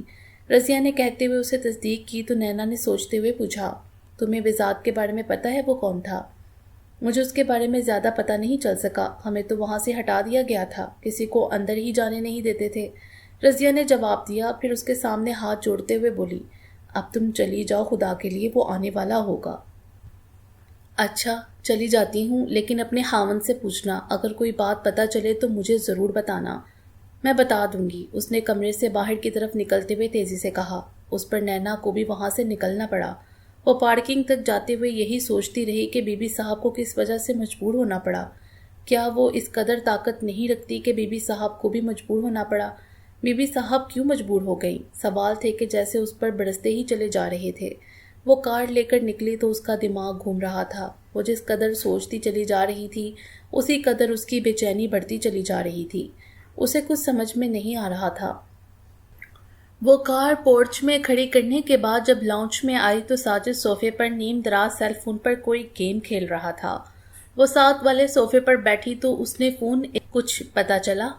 کب جا رہا ہے مٹھن خان یہاں سے؟ جا بھی رہا ہے کہ نہیں؟ نہیں پتا چلا۔ میرا جو سورس تھا اسے نہیں معلوم، ایک اور ہے، دیکھیں وہ کیا جواب دیتا ہے، اس نے بے دلی سے کہا۔ کیا ہم اسی خبر کے انتظار میں بیٹھے رہیں گے؟ ساجد نے سیدھا ہوتے ہوئے پوچھا۔ بات تو تم ٹھیک کہہ رہے ہو، اگر ہمیں پتا چل بھی جائے تو اس کے بعد کوئی نہ کوئی لاحقہ عمل تو بنانا پڑے گا، کیوں نہ پہلے ہی کچھ ایسا کر لیا جائے؟ نینا نے سوچتے ہوئے لہجے میں کہا تو ساجد نے کہا، مثلاً کیا؟ اسے کسی نہ کسی طریقے سے باہر نکالا جائے، اسے مجبور کیا جائے کہ وہ عام عوام میں آئے۔ اس نے کہا، وہ کوئی بیوقوف بندہ نہیں ہے، ساری زندگی اس نے یہی کھیل کھیلا ہے، اپنا اتنا بڑا نقصان کروا لیا اس نے، ایک بیٹا مروا لیا، دوسرا اپاہج بن گیا، بیٹی مرتے مرتے بچی ہے، وہ بہت کایا ہے۔ یہ کہہ کر وہ لمحہ بھر کو رکا، پھر کہتا چلا گیا، جہاں تک میری معلومات ہیں مٹھن خان پچھلے 2 ماہ سے اپنے ڈیرے پر بھی نہیں گیا، وہ اس قدر محتاط ہو چکا ہے۔ اس نے اگر شعیب کو مارا بھی تو بھی اسے ڈیرے پر نہیں رکھا بلکہ اپنے فارم ہاؤس پر رکھا۔ اتنا محتاط ہونے کے باوجود اس کی بیٹی اغوا ہو گئی، وہ خوفزدہ ہو گیا ہے۔ اگر ہم کوشش کریں تو اسے باہر نکال سکتے ہیں، کچھ نہ کچھ تو ایسا کرنا ہوگا، نینا نے اپنی بات منواتے ہوئے کہا۔ دیکھو، اس طرح کی صورتحال میں صرف 2 طرح کے لوگ ہی اسے باہر لا سکتے ہیں، یا تو اس کے انتہائی قریبی لوگ جن پر وہ یقین رکھتا ہے، یا پھر اس کے انتہائی دشمن جو اس سے نفرت کرتے ہیں۔ اس کے خلاف مہم چلانے میں بھی دن لگ جائیں گے، ساجد نے سمجھانے والے انداز میں کہا۔ ایک بات ہے ساجد، اگر اس پر سوچ لیا جائے تو، نینا نے چونکتے ہوئے کہا۔ وہ کیا؟ اس نے پوچھا۔ وہ یہاں سے چلا جاتا ہے، اس کے یہاں سے چلے جانے کے بعد سب سے زیادہ فائدہ کس کو ہوتا ہے؟ نینا نے پوچھا تو ساجد نے سنجیدگی سے کہا، ظاہر ہے اس کے مخالفین کو، اور سب سے زیادہ اسے جس نے MNA کی سیٹ لینا ہے۔ تو کیوں نہ مٹھن خان کے جانثار دوستوں کے لیے غضب بن جائیں، پھر تو نکلے گا باہر، یا پھر مخالفین کو ماریں، دونوں صورتوں میں اپنا تو کام ہو جائے گا۔ نینا نے صلاح دی تو ساجد کچھ دیر سوچتا رہا، پھر انکار میں سر ہلاتے ہوئے بولا، یہ ایک لمبا اور بہت زیادہ رسک والا راستہ ہے، ہم کہیں بھی اور کسی بھی جگہ گھیرے جا سکتے ہیں، مقصد پھر درمیان میں رہ جائے گا۔ تو پھر کیا ہاتھ پر ہاتھ دڑے بیٹھے رہیں؟ وہ ضد چھوڑتے ہوئے بولی، میرے خیال میں جب تک کوئی ایسا راستہ نہیں مل جاتا جو یقینی ہو، تب تک ہم مٹھن خان تک پہنچنے کے لیے کچھ نہیں کریں گے اور نہ کر سکتے ہیں۔ اس نے حتمی لہجے میں جواب دیا تو ایک لمحے کو اسے یوں لگا جیسے یہ ساجد اس کا حوصلہ ختم کر رہا ہے، کہیں یہ مٹھن خان کو محفوظ راستہ تو نہیں دینا چاہتا۔ یہ سوچتے ہی اس کا دل اوب گیا، وہ کافی دیر تک خاموش بیٹھی رہی، پھر اٹھ کر واپس چل دی۔ اسے یہاں بیٹھنا بہت بھاری ہو رہا تھا، وہ اٹھ کر اپنے کمرے میں چلی گئی۔ وہ خود کو سنبھالا دینا چاہ رہی تھی، شعوری طور پر وہ یادوں کی اسی راستے پر ہولی جو اس کے اپنے گاؤں کی طرف جاتا تھا۔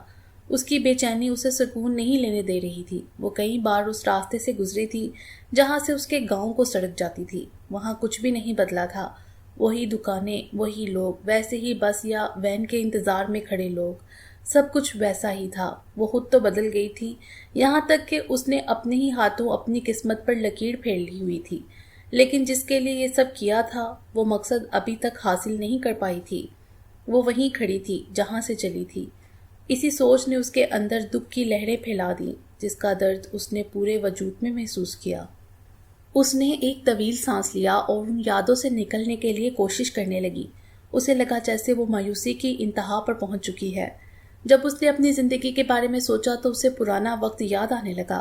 وہ اس جگہ پر رک گئی جہاں ایک چلتی ہوئی وین سے اس نے چھلانگ لگا دی تھی۔ یادیں یوں در آنے لگیں جیسے اس کے سامنے ایک فلم چل پڑی ہو، ذہن پر پرانی یادیں گردش کر رہی تھی۔ ایسے میں اس کی یادوں سے وہ خاتون کانسٹیبل نے جھانکا جس نے اس کی مدد کی تھی۔ وہ نہ جانے اب کہاں ہوگی۔ اس کے ساتھ ہی ایک مزید چہرہ ابھرا، درمیانے قد کا اڈیر عمر شخص۔ وہ اس کے لیے فرشتہ رحمت ثابت ہوا تھا۔ اگر وہ اس وقت اس کی مدد نہ کرتا تو نہ جانے وہ اب کہاں ہوتی۔ جس وقت وہ پولیس کی نوکری کر رہی تھی تب اس نے اس محسن کے بارے میں معلومات لی تھیں۔ اس کا نام سید قدرت اللہ شاہ تھا۔ اس علاقے کے بڑے زمینداروں میں اس کا شمار ہوتا تھا، لیکن اس میں ایسی کوئی خوبو نہیں تھی جو ان زمینداروں میں ہوتی ہے۔ وہ نہ تو علاقائی سیاست میں حصہ لیتا تھا اور نہ ہی اسے سامنے آنے کا شوق تھا۔ اب پتہ نہیں اس خاتون کانسٹیبل کا اس سے کیا تعلق تھا کہ وہ فوراً ہی اس کی مدد کو آن پہنچا تھا۔ وہ جانتی تھی کہ وہ کہاں رہتا ہے، لیکن ملی اس لیے نہیں کہ انہیں کیا بتائے گی۔ وہ اسی انتظار میں تھی کہ کبھی آمنا سامنا ہوا تو ان کا شکریہ ادا کر دے گی۔ ان کے پاس جانے کی ہمت ہی نہیں ہوئی۔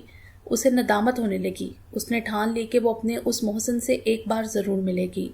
انہی سوچوں میں گری وہ بیڈ پر پڑی رہی۔ دوپہر ہو چلی تھی۔ اسے کمرے کا ماحول بھی اچھا نہیں لگنے لگا تھا۔ وہ باہر نکل کر ٹیرس پر آ گئی۔ سامنے منظر پھیکے ہو گئے ہوئے تھے۔ وہ مایوسی کی انتہا پر تھی۔ اس کا دل چاہا کہ یہاں سے نکل جائے۔ اس نے سوچا کیوں نہ وہ اپنے محسن سے ہی ملنے چلی جائے۔ وہ زیادہ دیر ٹیرس پر نہ رک سکی۔ وہ نیچے لاؤنج میں آ گئی۔ ابھی رات کا پہلا پہر بھی نہیں گزرا تھا۔ وہ مضطرب سی لان میں پڑے ایک بینچ پر بیٹھی ہوئی تھی۔ وہ یہ بات سوچ چکی تھی کہ آر یا پار اسے جی کر تو کچھ نہیں کرنا، لیکن مٹھن خان کو مارے بغیر اس کی روح بے چین رہے گی۔ جس طرح کوئی فدائی حملہ کرتا ہے اسے بھی ایسے ہی حملہ کرنا ہوگا۔ وہ سوچ رہی تھی کہ ایک بار مٹھن خان کے گھر میں گھس جائے، اپنی جان کی پرواہ کیے بغیر جو راستے میں آتا ہے اسے مار دے۔ یہ اس کی آخری کوشش ہوگی۔ وہ یہی سوچ رہی تھی کہ اس کا سیل فون ہلکی سی آواز کے ساتھ بجنے لگا۔ وہ ساجد کا فون تھا۔ کہاں ہو؟ ساجد نے تیزی سے پوچھا۔ لان میں بیٹھی ہوں، خیر ہے؟ اس نے بتاتے ہوئے سوال کر دیا تو اس نے کہا، یہاں آؤ، ہم نے کہیں جانا ہے۔ آ رہی ہوں، اس نے کہا اور فون بند کر دیا۔ وہ لاؤنج میں آئی تو وہاں ساجد نہیں تھا۔ اسے احساس ہوا کہ وہ باہر پورچ میں ہے۔ وہ اس تک گئی تو ساجد اسے دیکھتے ہوئے بولا، آؤ چلیں۔ یہ کہہ کر وہ کار کی جانب بڑھ گیا۔ نینا کوئی سوال کیے بنا پیسنجر سیٹ پر آن بیٹھی۔ ساجد نے کار بڑھا دی۔ کافی دیر تک خاموشی سے ڈرائیونگ کرتے ہوئے رہنے کے بعد ساجد نے اس سے پوچھا، پوچھو گی نہیں کہاں جانا ہے؟ نہیں، اگر تم بہتر سمجھتے ہو تو بتا دو گے، ورنہ منزل پر جا کر پتہ تو چل ہی جانا ہے، اس نے ایک زخمی سی مسکان کے ساتھ کہا۔ اس کا انداز یوں تھا جیسے وہ ناراض ہو۔ ہم اس وقت بی بی صاحب سے ملنے جا رہے ہیں، اس نے دھیرے سے کہا تو نینا بری طرح چونک گئی۔ وہ کچھ دیر تک اس کی طرف دیکھتی رہی، پھر سرسراتے ہوئے لہجے میں پوچھا، تم انہیں کیسے جانتے ہو؟ اور تمہارے سارے سوالوں کا جواب ان کے پاس جا کر مل جائیں گے، ساجد نے کہا اور ونڈو اسکرین کے پار سامنے سڑک پر دیکھنے لگا۔ نینا بے چین ہو گئی تھی۔ ان کے سفر کا اختتام شہر کے پورش علاقے میں ہوا۔ وہاں 4 کنال سے کم کوئی بھی بنگلہ نہیں تھا۔ نینا کئی بار یہاں سے گزر چکی تھی۔ ساجد نے ایک بڑے سے گیٹ والے بنگلے کے سامنے کار روک دی۔ ہارن دینے پر گیٹ کھل گیا۔ وہ کار سمیت پورچ میں جا پہنچا۔ جیسے ہی کار رکی، چند لوگ فوراً ہی وہاں پر آ گئے۔ کوئی کار کے آگے ہو گیا، کوئی پیچھے کھڑا تھا۔ ایک نے دروازہ کھولا۔ نینا سمجھ رہی تھی کہ یہ پروٹوکول کیوں ہے۔ یہ ان کی عزت افزائی نہیں بلکہ یہ ایک طرح سے انہیں چیک کرنا تھا۔ ساجد اور نینا کو اپنے گھیرے میں لے کر داخلی دروازے سے اندر لے گئے۔ لاؤنج پار کرنے کے بعد سبھی ایک جگہ رک گئے۔ سامنے 2 لڑکیاں کھڑی تھیں۔ ان میں سے ایک نے آگے بڑھ کر نینا سے مخاطب ہوتے ہوئے کہا، جائیں، بی بی صاحب آپ کا انتظار کر رہی ہیں۔ نینا نے قدم بڑھائے تو وہ دونوں لڑکیاں اس کے پیچھے پیچھے چل پڑیں۔ سامنے لاؤنج میں ملکجہ اندھیرا تھا۔ ان میں ایک بڑا سا تخت پوش سا رکھا ہوا تھا جس پر ایک اڈیر عمر خاتون بیٹھی ہوئی تھی۔ اس کا لباس سفید تھا۔ بڑا سا سفید آنچل اس نے اڑا ہوا تھا۔ اس کا چہرہ ملکجے اندھیرے میں بھی چمک رہا تھا۔ وہ اسی کی طرف دیکھ رہی تھی۔ چند قدم کے فاصلے پر جا کر نینا نے دیکھا کہ بی بی صاحب کے چہرے کے نقوش تیکھے تھے۔ گول چہرے پر بڑی بڑی سیاہ آنکھیں اس پر ٹکی ہوئی تھیں۔ وہ بالکل قریب گئی تو بی بی صاحب نے اسے ساتھ پڑی کرسی پر بیٹھنے کا ہاتھ سے اشارہ کیا۔ نینا اس کرسی پر جا بیٹھی تو بی بی صاحب نے اس کی طرف دیکھتے ہوئے اسی نرم سے لہجے میں کہا، نینا، مجھے احساس ہے کہ تم مجھ پر اعتماد نہیں کرتی ہو، لیکن میں تمہیں بتانا چاہتی ہوں کہ تم بہت بڑی بھول میں پڑ چکی ہو جس کا تمہیں نقصان ہو سکتا ہے۔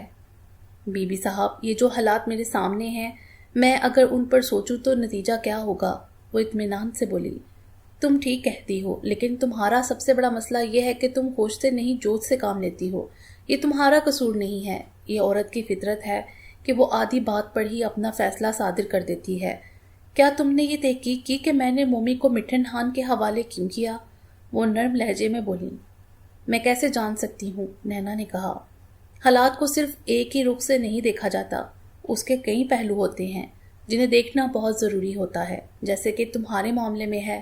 खैर, मैं तुम्हें बताती हूँ कि मैंने ऐसा क्यों किया, लेकिन इससे पहले मैं तुमसे कुछ बातें करना चाहूँगी।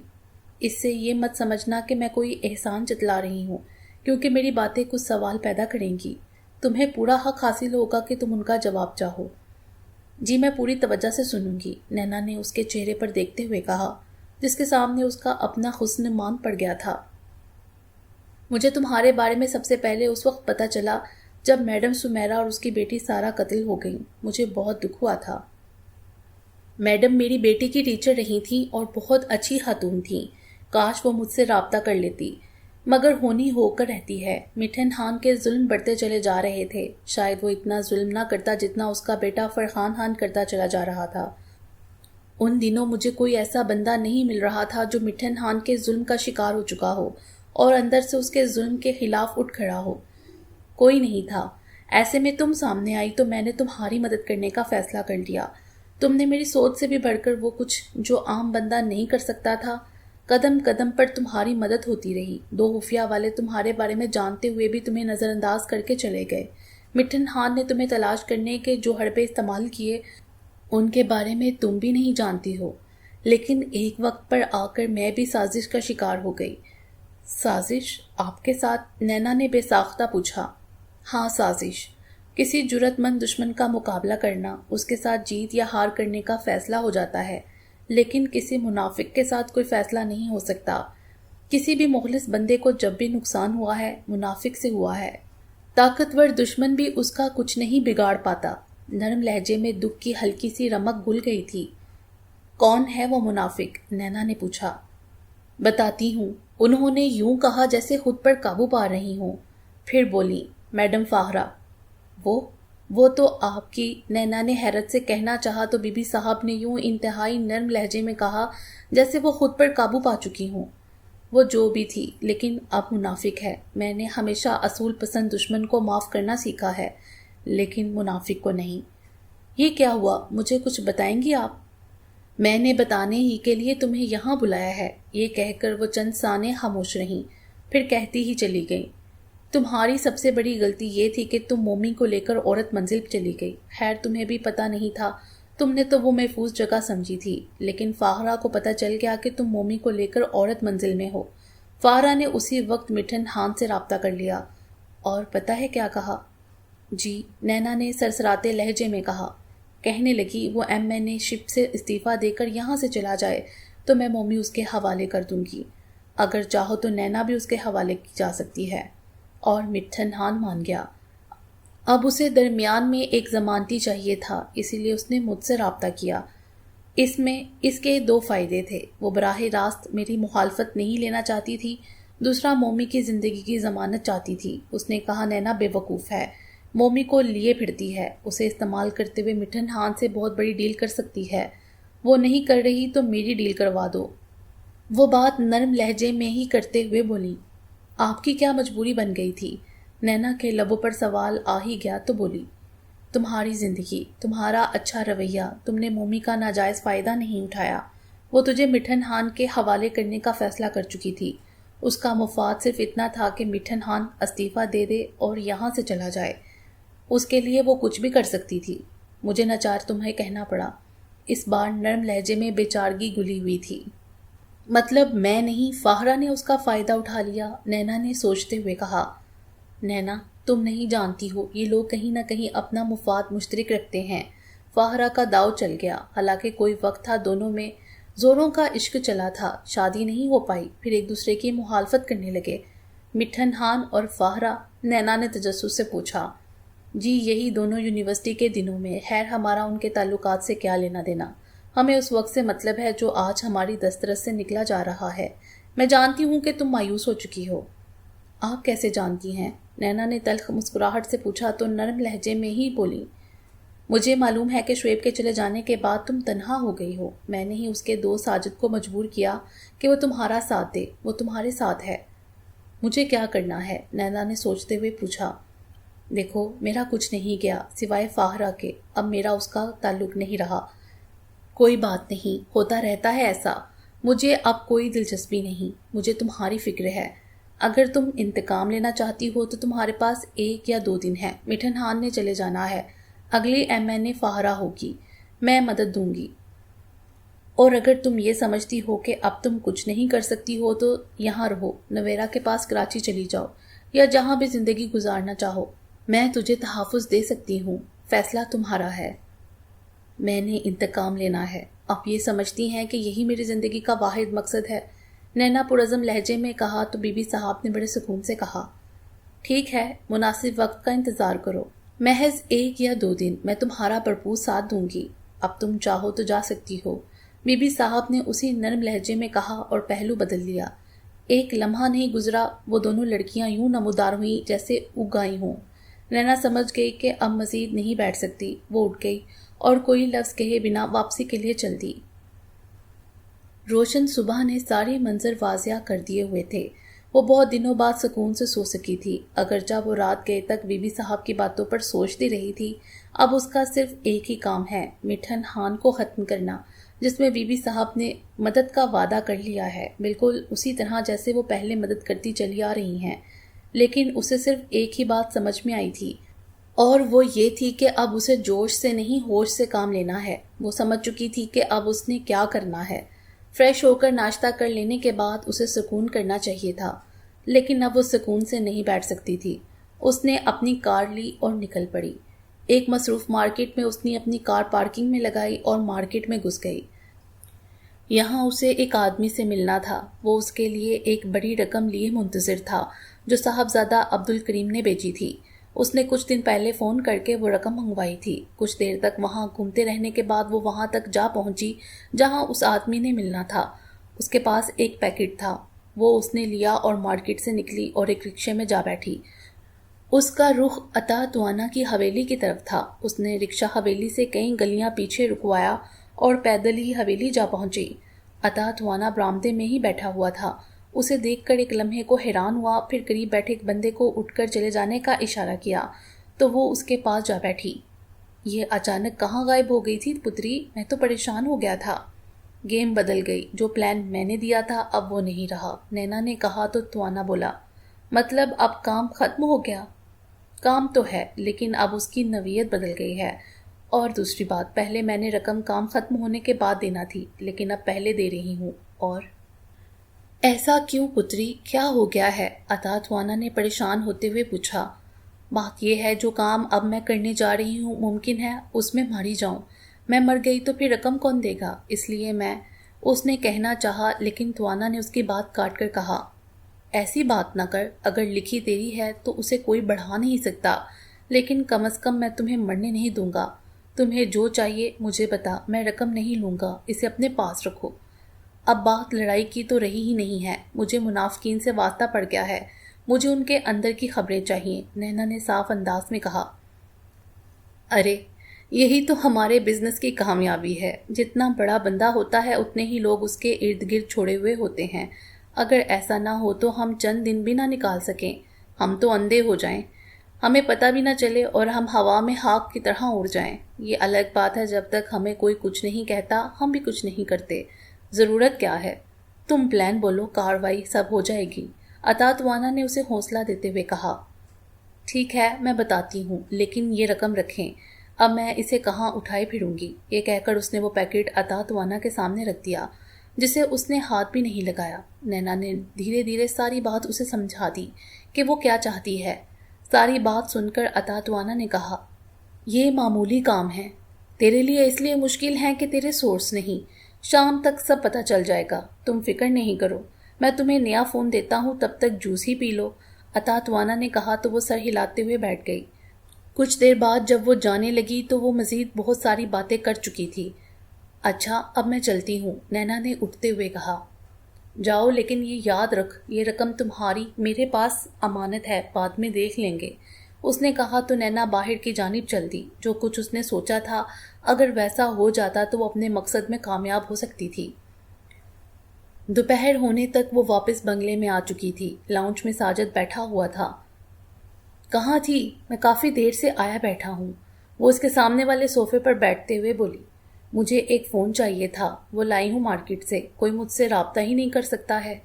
ہاں تمہارے پاس وہ فون ہے جسے صرف تم ہی کال کر سکتی ہو، مجھے کہتی میں لا دیتا۔ میرا دل کر رہا تھا باہر نکلنے کو۔ خیر یہ تم میرا نمبر لے لو، رابطے کی ضرورت پڑتی ہے۔ ہاں دو مجھے، ساجد نے کہا اور پھر نمبر لے کر بولا۔ اب اگر موڈ ہے تو چلیں آج لنچ باہر کریں، اس نے ہنستے ہوئے کہا۔ اب ہو آئی ہوں، اب دل نہیں کر رہا باہر جانے کو، اس نے صوفے پر پھیلتے ہوئے کہا۔ ٹھیک ہے آرام کرو، میں بھی ساری رات کا جاگا ہوا ہوں، میں تھوڑی دیر سونا چاہتا ہوں، اس نے کہا اور اٹھ کر اندر کی جانب چلا گیا۔ نینا اوپر منزل کی جانب بڑھ گئی۔ جس طرح شام کے سائے پھیلتے چلے جا رہے تھے، نینا کے اندر بے چینی اسی قدر بڑھتی چلی جا رہی تھی۔ اسے عطا توانا کے فون کا انتظار تھا، لیکن اس کی طرف سے ابھی تک کوئی کال یا پیغام بھی نہیں ملا تھا۔ وہ مضطرب سے کمرے میں ٹہلنے لگی، اس کی بے چینی لمحہ بلمحہ بڑھنے لگی تھی۔ اس وقت اندھیرا چھانے لگا تھا جب اس کا فون بجا۔ بھائی معذرت کہ تمہیں فون کرنے میں دیر ہو گئی، میں ایک خبر کی تصدیق کر رہا تھا، عطا توانا نے خوشگن لہجے میں کہا تو نینا نے بے صبری سے پوچھا، پر جو میں نے اس سے بھی بڑی خبر ہے۔ خیر پہلے یہ سن لو کہ تم نے جو شک ظاہر کیا تھا وہ بالکل ٹھیک ہے، 2 دن بعد فلائٹ ہے، ٹکٹ تک کنفرم ہو گئی ہے، وہ صرف آج کی رات یہاں ہے، اس کے بعد نہیں ہوگا۔ او یہ تو پھر نہیں، اس سے بھی آگے کی بات ہے، تم جہاں بھی ہو وہاں سے نکلو، 10 منٹ اسی نمبر پر کال کرنا، سب طے ہو جائے گا، عطا توانا نے کہا اور فون بند کر دیا۔ اگلے 5 منٹ میں وہ پورچ میں تھی۔ اسے ڈر یہی تھا کہ ساجد سے کہیں آمنا سامنا نہ ہو جائے۔ وہ تیزی سے کار میں بیٹھی اور گیٹ پار کرتی چلی گئی۔ بڑی شاہراہ تک جاتے ہوئے اس نے یہ اندازہ لگا لیا کہ کوئی اس کے پیچھے نہیں آ رہا ہے۔ 10 منٹ سے بھی اوپر وقت ہو گیا تھا۔ اس نے کال ملائی تو دوسری طرف سے ایک لڑکی کی منمناتی ہوئی آواز سنائی دی۔ میں تمہارا انتظار کر رہی ہوں، اپنی کار یہیں پارک کر دو اور اپنی لوکیشن بتاؤ۔ نینا نے اپنی کار روک دی اور پھر ارد گرد دیکھ کر اسے اپنے بارے میں بتا دیا۔ اس نے وہیں فٹ پاتھ پر رکنے کا کہا اور فون بند کر دیا۔ 2 منٹ سے زیادہ وقت نہیں گزرا تھا، ایک چھوٹی کار اس کے پاس آن ٹھہری۔ جیسے ہی نینا نے اس میں جھانکا وہ حیران رہ گئی۔ اس میں زوبی بیٹھی ہوئی تھی، وہی زوبی جس نے عطا توانا کی حویلی میں اسے جوس پیش کیا تھا۔ وہ اس کے ساتھ بیٹھ گئی تو وہ مسکراتے ہوئے بولی، اس دنیا میں رہ کر روپ دھارنا ہی پڑتا ہے، ورنہ یہ دنیا جینے نہیں دیتی۔ ہاں کوئی روپ دھارتا ہے اور کوئی چھپ کر رہتا ہے۔ بولو کیا خبر ہے؟ نینا نے بے صبری سے پوچھا۔ وہ بندہ جو پچھلے کچھ عرصے سے باہر نہیں نکل رہا تھا، آج وہ کسی سے ملنے جا رہا ہے۔ اس کی یہ ملاقات اس شہر میں ایک ایسی جگہ ہے جہاں کوئی سوچ بھی نہیں سکتا۔ کہاں؟ تمہارا مطلب مٹھن ہان ہی سے ہے نا؟ نینا نے تصدیق کے لیے پوچھا۔ اسی کے بارے میں بات کر رہی ہوں، زوبی نے سکون سے کہا۔ کہاں ہوگی ملاقات اور کس سے؟ اس نے MNA کے ڈیرے پر جو مٹھن ہان کے بعد بنے گا، تیسرا وہی ہوگا۔ ملاقات ایک خاتون سے ہے۔ خاتون؟ کون خاتون؟ نینا نے پوچھا۔ یہ تو مجھے بھی نہیں پتا، لیکن وہاں تک کے سارے معاملات ٹھیک ہو گئے ہیں۔ کیسے ہوئے ہیں یہ بعد میں پتا چلے گا، فی الحال تم میرے ساتھ جا رہی ہو، آگے سب کچھ تمہیں ہی کرنا ہے، زوبی نے یوں کہا جیسے اسے اطلاع دے رہی ہو۔ نینا یہ سب سن کر خاموش ہو گئی۔ اسے سمجھ میں نہیں آ رہا تھا کہ وہ کیا کرے، اس کی بات کا یقین کرے یا پھر نہ کرے۔ وہ یہی سوچ رہی تھی کہ ساجد کی فون کال آ گئی۔ اس نے پہلے تو سوچا کہ نہ ہی سنے، پھر کال ریسیو کر لی۔ کہاں ہو تم؟ اس نے پوچھا۔ یوں ہی آوارہ گردی، ایک سہیلی کی طرف آئی ہوں، اس کے ساتھ ڈنر کے لیے جا رہی ہوں۔ یہ کہہ کر اس نے ذرا سا سانس لیا، پھر پوچھا، کیوں خیر ہے جو یوں پوچھ رہے ہو؟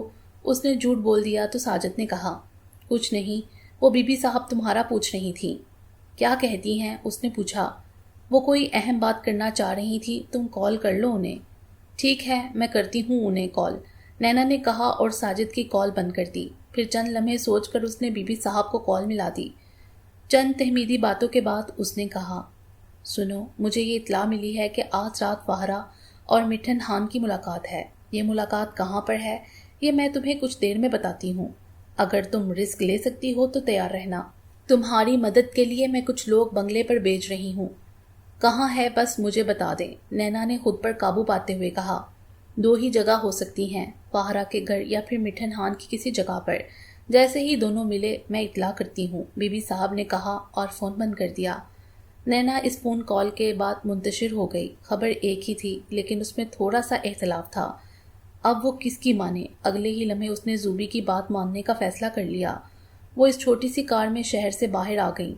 जैसे ही वो एक ढाबे नुमा होटल के पास से गुजरी, उनके साथ एक 4 व्हील गाड़ी लग गई। ज़रा सा फासला तय करने के बाद वो 4 व्हील रुक गई। आओ निकलो, ज़ूबी ने कार रोकते हुए कहा। वो भी उतरकर ज़ूबी के पीछे चलती, जो 4 व्हील में जाकर बैठ गई। नैना के बैठते ही 4 व्हील चल पड़ी। ड्राइवर के साथ पैसेंजर सीट पर बैठा हुआ एक जवान बैठा हुआ था। ज़रा सा सफ़र तय करने के बाद वो पलटा। उसने एक कागज़ उनकी तरफ बढ़ाते हुए कहा, ये उस डेरे का नक्शा है जहां हमने जाना है। कैसे जाना है और कैसे वहां से निकलना है, ये सब सुर्ख लकीर से वाज़िया है। उसकी दूसरी तरफ डेरे का अंदरूनी नक्शा है। इसे अच्छी तरह ज़हन नशीन कर लें।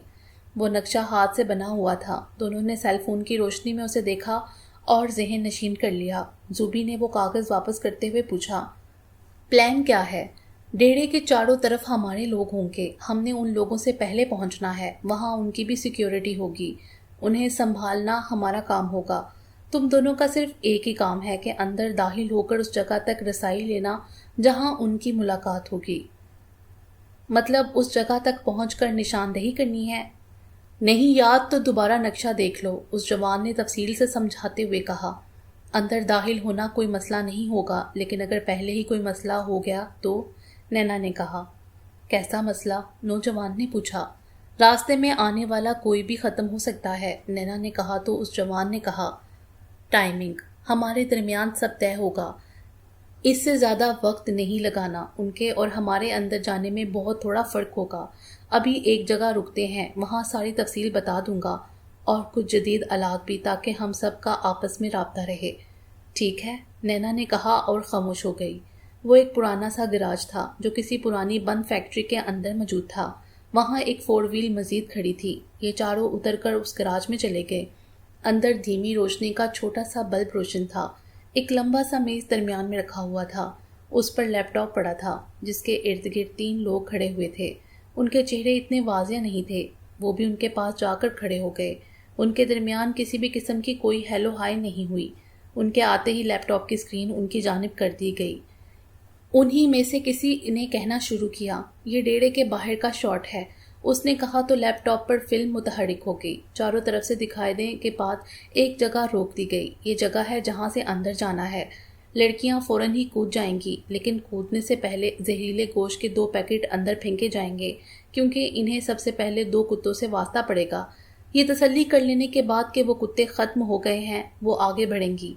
ये देखें, यहाँ से तकरीबन 25 कदम के फासले पर किचन है। इसका एक दरवाज़ा बाहर की तरफ है, यहीं से अंदर जाना है। अब ये खुला होगा या नहीं ये पता नहीं है, लेकिन उम्मीद है खुला हुआ होगा। ये कहकर वो खामोश हो गया। फिर एक नई शॉर्ट फिल्म के शुरू होते ही वो बोला, ये अंदर का मंजर है। वो सब गौर से देखते रहे। जब वो फिल्म ख़त्म हो गई तो एक दूसरे जवान ने कहा, अगर किसी के पास सेलफोन है तो वो यहीं रख दे। मेरे पास 5 बंदों के लिए एक फ़ोन है जो सबके साथ मुंसलिक होंगे और सभी एक दूसरे की आवाज़ सुन सकेंगे, ताकि राब्ता रहे। सब लोगों के पास सिर्फ 3 मिनट होंगे। ये वक्त उसी वक्त शुरू होगा जब वो दोनों अंदर आ जाएंगे। सिर्फ एक बात का ख्याल रखना है, काम हो या ना हो, 3 मिनट ख़त्म होते ही बाहर आ जाना है, वरना कोई किसी का ख्याल ना करते हुए वापस पलट जाएगा। किसी ने कोई बात पूछना हो? पहले ने कहा तो ज़ूबी ने पूछा, डेरे वाला बंदा, उसे पता है? नहीं, उसे बिल्कुल नहीं पता, लेकिन वहाँ पर 2 मुलाजिम ऐसे हैं जो हमारे बंदे हैं। ये सब उन्होंने ही भेजा है, उसने बताया। ठीक है, अब मैं बताती हूँ हमारी टाइमिंग क्या होगी। ये कहकर उसने महज 1 मिनट में सब बता दिया। उसने आखिर में कहा, हथियार ले लें और बाकी सब भी तैयार हो जाएं, सिग्नल मिलते ही निकलना है। उस जवान ने बात ख़त्म की तो नैना ने ज़ूबी को साथ लिया और वहाँ से बाहर निकल गई। क्या बात है? ज़ूबी ने पूछा। मुझे ट्वाना से एक बार बात करनी है, नैना ने कहा। क्या पूछना है? वो बोली। उनके बारे में बात करनी है, नैना ने कहा। जो भी पूछना है मुझसे पूछ लो, ज़ूबी ने कहा तो नैना ने पूछा, ये सब दौलत के लिए हमारे साथ जुड़े हैं? कौन है? हाँ, तुम्हारा ऐसा पूछना बनता है। खैर, वो लड़का जिसने नक्शा दिखाया था, उसके बाप को मिठन खान ने मारा हुआ है। उसने बहुत कोशिश की बदला लेने की, मगर अब तक नहीं ले सका। ये इश्तिहारी है, न जाने क्या कुछ कर चुका है। पिछले 2 साल से ट्वाना के साथ जुड़ा हुआ है। اس کا یہ گینگ ہے اور جدید ترین آلات استعمال کرتے ہیں، خاص طور پر یہ ڈکیتی کے بہت ماہر ہیں۔ اوکے، نینا نے کہا اور زوبی کے ساتھ واپس گراج میں پلٹ گئی۔ تبھی اس جوان کی نگاہ نینا پر پڑی۔ اس نے آگے بڑھ کر پوچھا، کوئی خاص بات؟ نہیں، ایک بات کنفرم کی تھی، نینا نے کہا۔ میں جانتا ہوں ہمارے درمیان بہت سارے سوال اٹھ سکتے ہیں، لیکن جس کسی کا کوئی مقصد ہو ان باتوں پر بعد میں بھی ڈسکس ہو جائے گی۔ سب سن لیں، میرا کوڈ ہوگا لیڈر ڈن۔ اس نے نینا کی طرف دیکھ کر پوچھا تو نینا نے سر ہلاتے ہوئے کہا، ڈن، ہتھیار لے لیں، یہ کہہ کر وہ مڑ گیا۔ نینا ہتھیار لیتے ہوئے من ہی من میں دعا کر رہی تھی کہ بی بی صاحب اسے یہاں سے نکلنے سے پہلے ہی بتا دیں کہ مٹن ہان کی ملاقات کہاں ہونے والی ہے۔ ممکن ہے یہ وہاں ڈیرے پر پہنچ جائیں اور ان کی ملاقات کہیں دوسری جگہ پر ہو۔ وہ یہی سوچ رہی تھی کہ نوجوان نے چلنے کے لیے کہا۔ نینا نے اپنا فون بند کیا، اس میں سے سم نکالی اور فون اس کی جانب بڑھا دیا۔ ایسا ہی زوبی نے کیا۔ سب نے اپنے فون وہیں رکھ دیے۔ اگلے چند منٹ میں وہ گراج سے نکل کر گاڑیوں میں بیٹھ چکے تھے۔ نینا اور زوبی ڈیرے کی پشت اور دائیں جانب والے کونے تک جا پہنچی تھیں۔ دونوں طرف موجود نوجوانوں کو دیکھ رہی تھی جو وہاں تک آ گئے تھے۔ تبھی نینا نے آہستگی سے کہا، ہم پہنچ گئی ہیں۔ اس کے یوں اطلاع دیتے ہی زوبی نے تیزی سے پیکٹ کھولا اور اندر پھینک دیا۔ اس کے بعد دوسرا پیکٹ بھی اندر اچھال دیا۔ وہ وہیں کھڑی انتظار کرنے لگی۔ کچھ دیر بعد ایک نوجوان کی آواز ان کے کانوں میں گونجی، وہ لوگ گیٹ پر آ گئے ہیں، سیکیورٹی چیک کریں۔ لیڈر کی آواز گونجی، سب دیکھ لیا ہے، قابو کر لیں گے۔ ٹھیک ہے، الرٹ ہو جائیں۔ جیسے ہی اندر جائیں لیڈر نے کہا تو آواز آئی، وہ پورچ میں ہیں، اندر جا رہے ہیں، سٹارٹ۔ لیڈر کی آواز کے ساتھ ہی دونوں نے لمبے پھل والا خنجر نکالا اور اگلے ہی لمحے وہ دیوار پر چڑھ گئیں۔ اندر جاڑیاں نما پودے تھے جو دور عمارت پر لگے متکوک بلب کی روشنی میں دکھائی دے رہے تھے۔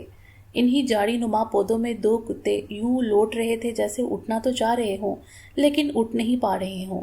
وہ انہیں نظر انداز کرتی ہوئی آگے بڑھتی چلی گئیں۔ جیسے ہی وہ کچن کے پاس پہنچی ایک آواز گونجی، وہ اندر کمرے میں نہیں اوپر چھت پر جا رہے ہیں۔ اوکے، میں دیکھ لیتی ہوں، ڈونٹ وری، نینا نے دھڑکتے ہوئے دل سے کہا۔ وہ اپنی منزل کے انتہائی قریب آ چکی تھی، چند منٹوں کا فاصلہ تھا۔ اس نے اوپر کی طرف دیکھا، پائپ نیچے کی جانب آ رہا تھا۔ اس نے زوبی سے پوچھا، تم چڑھ سکتی ہو؟ بالکل، کیا میں پہلے؟ بعد میں آنا۔ یہ کہتے ہوئے اس نے خنجر پہلو میں رکھا اور اوپر چڑھنے لگی، یہاں تک کہ وہ منڈیر تک چلی گئی۔ اس نے احتیاط سے اپنا سر ذرا سا اوپر کر کے دیکھا۔ کافی دور 3 کرسیاں پڑی ہوئی تھیں، ابھی تک ان پر کوئی آ کر بیٹھا ہی نہیں تھا۔ گھومتی ہوئی صحن کی منڈیر کی وہ آڑ لے سکتی تھی۔ اسے یہ اپنی زندگی کا سب سے سنہری موقع لگا۔ وہ منڈیر سے دوسری جانب کود کر لیٹ گئی، پھر سرکتے ہوئے آڑ میں چلی گئی۔ تبھی اس نے اپنی پوزیشن کے بارے میں بتا دیا۔ لفظ اس کے منہ میں ہی تھے کہ 3 لوگ وہاں آ گئے۔ ان میں سے ایک تو مٹھن ہان تھا جس نے اسے صرف ایک بار دیکھا تھا، دوسرا شخص ایسا تھا جسے وہ پہلی بار دیکھ رہی تھی۔ جیسے ہی اس کی نگاہ خاتون پر پڑی، اسے دیکھتے ہی نینا کے ہوش اڑ گئے۔ اسے خود پر یقین نہیں آ رہا تھا۔ وہ آنکھیں پھاڑے اس طرف دیکھ رہی تھی۔ اس کے سامنے بی بی صاحب بیٹھی ہوئی تھی۔ نینا، کیا ہوا، بولو؟ لیڈر کی آواز گونجی تو اسے ہوش آیا، لیکن اس کے ساتھ ہی اس کی وحشت عروج پر چلی گئی۔ وہ تینوں میرے سامنے ہیں، میں اٹیک کرنے لگی ہوں، وہ تیزی سے بولی تو لیڈر نے کہا، میں منڈیر پر ہوں، زوبی فائر ہوتے ہی کودنا، ڈن۔ یہ سنتے ہی نینا نے پہلے ایک پسٹل نکالا، پھر دوسرا نکال کر انتہائی سرعت سے کھڑی ہوئی اور پھر ایک کلا بازی کھاتے ہوئے ان کے سر پر پہنچ گئی۔ وہ ہڑبڑا گئے۔ تم؟ مٹھن ہان کی نہ جانے بی بی صاحب نے کہا۔ آواز نہیں، نینا نے یوں گراتے ہوئے کہا جیسے صدیوں کی نفرت اس کے لہجے سے امڑ آئی ہو۔ تمہیں تو میں بعد میں پوچھتی ہوں، پہلے اس مٹھن ہان کا حساب چکا دوں، نینا نے خوفزدہ مٹھن ہان کی جانب دیکھتے ہوئے کہا۔ پھر اس پر پسٹل تاننا ہی تھا کہ لیڈر چھت پر آ گیا۔ دوسری طرف سے زوبی سیڑھیوں میں آ کر کھڑی ہو گئی۔ اس نے پسٹل تانا ہوا تھا۔ نہیں، تم نہیں، اسے میں نے مارنا ہے، میں نے قسم کھائی ہے کہ میں اپنے باپ کے قاتل کو اپنے ہاتھوں سے ماروں گا، لیڈر نے کہا۔ اور میں نے اس کے بیجے میں گولی مارنے کی قسم کھائی ہے، نینا نے دانت پیستے ہوئے کہا۔ ایک بار سوچ لو لڑکی، تم بھی زندہ بچ کر نہیں جاؤ گی۔ بی بی صاحب کی نرم آواز نہ جانے کہاں گم ہو گئی تھی۔ یہ لفظ اس نے کرختگی میں کہے تھے۔ میں تمہیں جان گئی ہوں، تم نے بہت بڑی غلطی کی مجھے مہرا بنانے کی۔ نہیں جانتی ہو کچھ، مہرے نہیں بنتے، شاطر کو مار دیتے ہیں۔ تمہیں شاید غلط فہمی ہو گئی ہے، میں تمہیں بتاتی ہوں۔ یہ کہتے ہوئے وہ آگے بڑھی ہی تھی کہ وہ بولی، تم اب نہیں سمجھی ہو لیکن میں مار دیتی ہوں یوں، یہ کہتے اس نے فائر جوک دیا۔ سناٹے میں فائر کی آواز گونج کر رہ گئی۔ اگلا فائر لیڈر نے مٹھن ہان پر کر دیا۔ نینا تیزی سے مڑی اور گرتے ہوئے مٹھن ہان تک جا پہنچی۔ یہ مت سمجھنا کہ میں تمہارے بیجے میں گولی نہیں اتار سکی، یہ لو، یہ کہہ کر اس نے مٹھن ہان کے ماتھے پر پسٹل کی نال رکھی اور فائر کر دیا۔ بی بی صاحب چھت پر پڑی تڑپ رہی تھی، ایسے میں نیچے سے بھگدڑ مچنے کی آوازیں آنے لگی۔ نینا نے اپنے بیگ میں ہاتھ ڈالا، دستی بم نکالا، اس کی پن کھینچی اور نیچے اچھال دیا۔ آؤ نکلو، یہ کہتے ہوئے واپس پلٹ کر بھاگ گئی۔ جس وقت خوفناک دھماکہ ہوا وہ منڈیر سے پائپ تک آن پہنچی تھی۔ نیچے زبردست فائرنگ ہو رہی تھی۔ جیسے اس کے پاؤں زمین پر لگے، اس کے پیچھے ہی زوبی آن پہنچی۔ وہ دونوں بھاگتی ہوئی اسی دیوار کی جانب چلی گئیں۔ تبھی ایک فائر نینا کی ٹانگ پر لگا، دیوار پر چڑھتے ہوئے وہ گر گئی۔ زوبی اس جانب فائر کرنے لگی تو نینا نے کہا، تم نکلو، میں آتی ہوں۔ یہ کہتے ہوئے وہ سامنے فائر کرنے لگی۔ زوبی نے دیوار پر چڑھتے ہوئے سب کو اطلاع کر دی کہ نینا کو فائر لگ گیا ہے۔ سامنے سے ہونے والی فائرنگ رک گئی تو نینا اٹھی اور انتہائی مشکل سے اپنا ہاتھ بلند کیا۔ زوبی نے اسے پکڑا اور اوپر کھینچنے لگی۔ دونوں نے کوشش کی تو وہ دیوار پر چڑھنے میں کامیاب ہو گئی۔ دوسری طرف دو جوان کھڑے تھے، انہوں نے سہارا دیا اور بھاگنے لگے۔ فائرنگ مسلسل ہو رہی تھی۔ وہ ایک 4 وہیل تک جا پہنچے۔ وقت ختم ہونے میں چند سیکنڈ تھے۔ وہ نکل پڑے۔ پھر اسی طرح لمحہ بلمحہ وہ ڈیرا دور ہوتا گیا، جس طرح نینا کے حواس اس کا ساتھ چھوڑتے چلے گئے۔ اسے ہوش آیا تو وہ ایک کمرے میں پڑی تھی، اس کے پاس کوئی نہیں تھا۔ کافی دیر تک وہ سمجھ نہیں پائی تھی کہ وہ کہاں ہے۔ اسے ہلکا ہلکا یاد آ رہا تھا کہ اس نے مٹھن ہان کو قتل کیا تھا۔ پھر بی بی صاحب کا مسخ چہرہ اس کے سامنے آ گیا۔ تھوڑی دیر بعد اس کے سامنے جو چہرہ آیا وہ میڈم فاخرہ کا تھا۔ شکر ہے تمہیں ہوش آ گیا، گھبراؤ مت، تم میرے پاس ہو، پوری حفاظت سے، تمہاری طرف کوئی جھانک بھی نہیں سکتا۔ کتنی گولیاں لگی تھیں؟ اس نے اسپاٹ چہرے سے پوچھا تو میڈم فاخرہ نے کہا، 2، وہ بھی ٹانگ پر، خون زیادہ بہہ جانے سے تم بے ہوش رہی ہو، پھر ڈاکٹر نے تمہیں بے ہوش رکھا، اب تم ٹھیک ہو، تمہیں ہوش آ گیا۔ وہ دونوں، نینا نے پوچھنا چاہا تو وہ بھولی، 2 نہیں 3 مرے تھے وہاں پر۔ شہر میں کہرام مچا ہوا ہے، دونوں پارٹیاں آپس میں لڑ رہی ہیں، ایک دوسرے کو قاتل کہہ رہی ہیں، جبکہ بیچاروں کو پتہ ہی نہیں دونوں ایک ہی تھے۔ ایک تھے؟ اس نے پوچھا۔ ہاں ایک۔ تم ٹھیک ہو جاؤ، میں سب بتا دوں گی تمہیں، میڈم فاخرہ نے کہا۔ نہیں، ابھی بتائیں۔ مٹھن ہان اور بی بی دونوں کبھی عشق کرتے تھے، مجھے پتا چلا کہ وہ یہی بات میرے بارے میں بھی کرتی تھی۔ اس نے اپنا کھیل کسی کو بھی سمجھ میں نہیں آنے دیا۔ وہ نئے سے نیا بندہ پالنے کا شوق رکھتی تھی۔ وہ جو تیسرا بندہ مرا وہ اس کا تازہ شکار تھا، اس کے لیے اس نے ساری محنت کی تھی، تمہیں پوری طرح استعمال کیا۔ جس دن اس نے تمہیں کراچی بھیجا تھا اور اس کے بعد شعیب کو اغوا کیا گیا، یہ سب اسی کی سازش تھی۔ مجھے غلط اطلاع دے کر ایک بار تمہیں مروانے کی سازش کی۔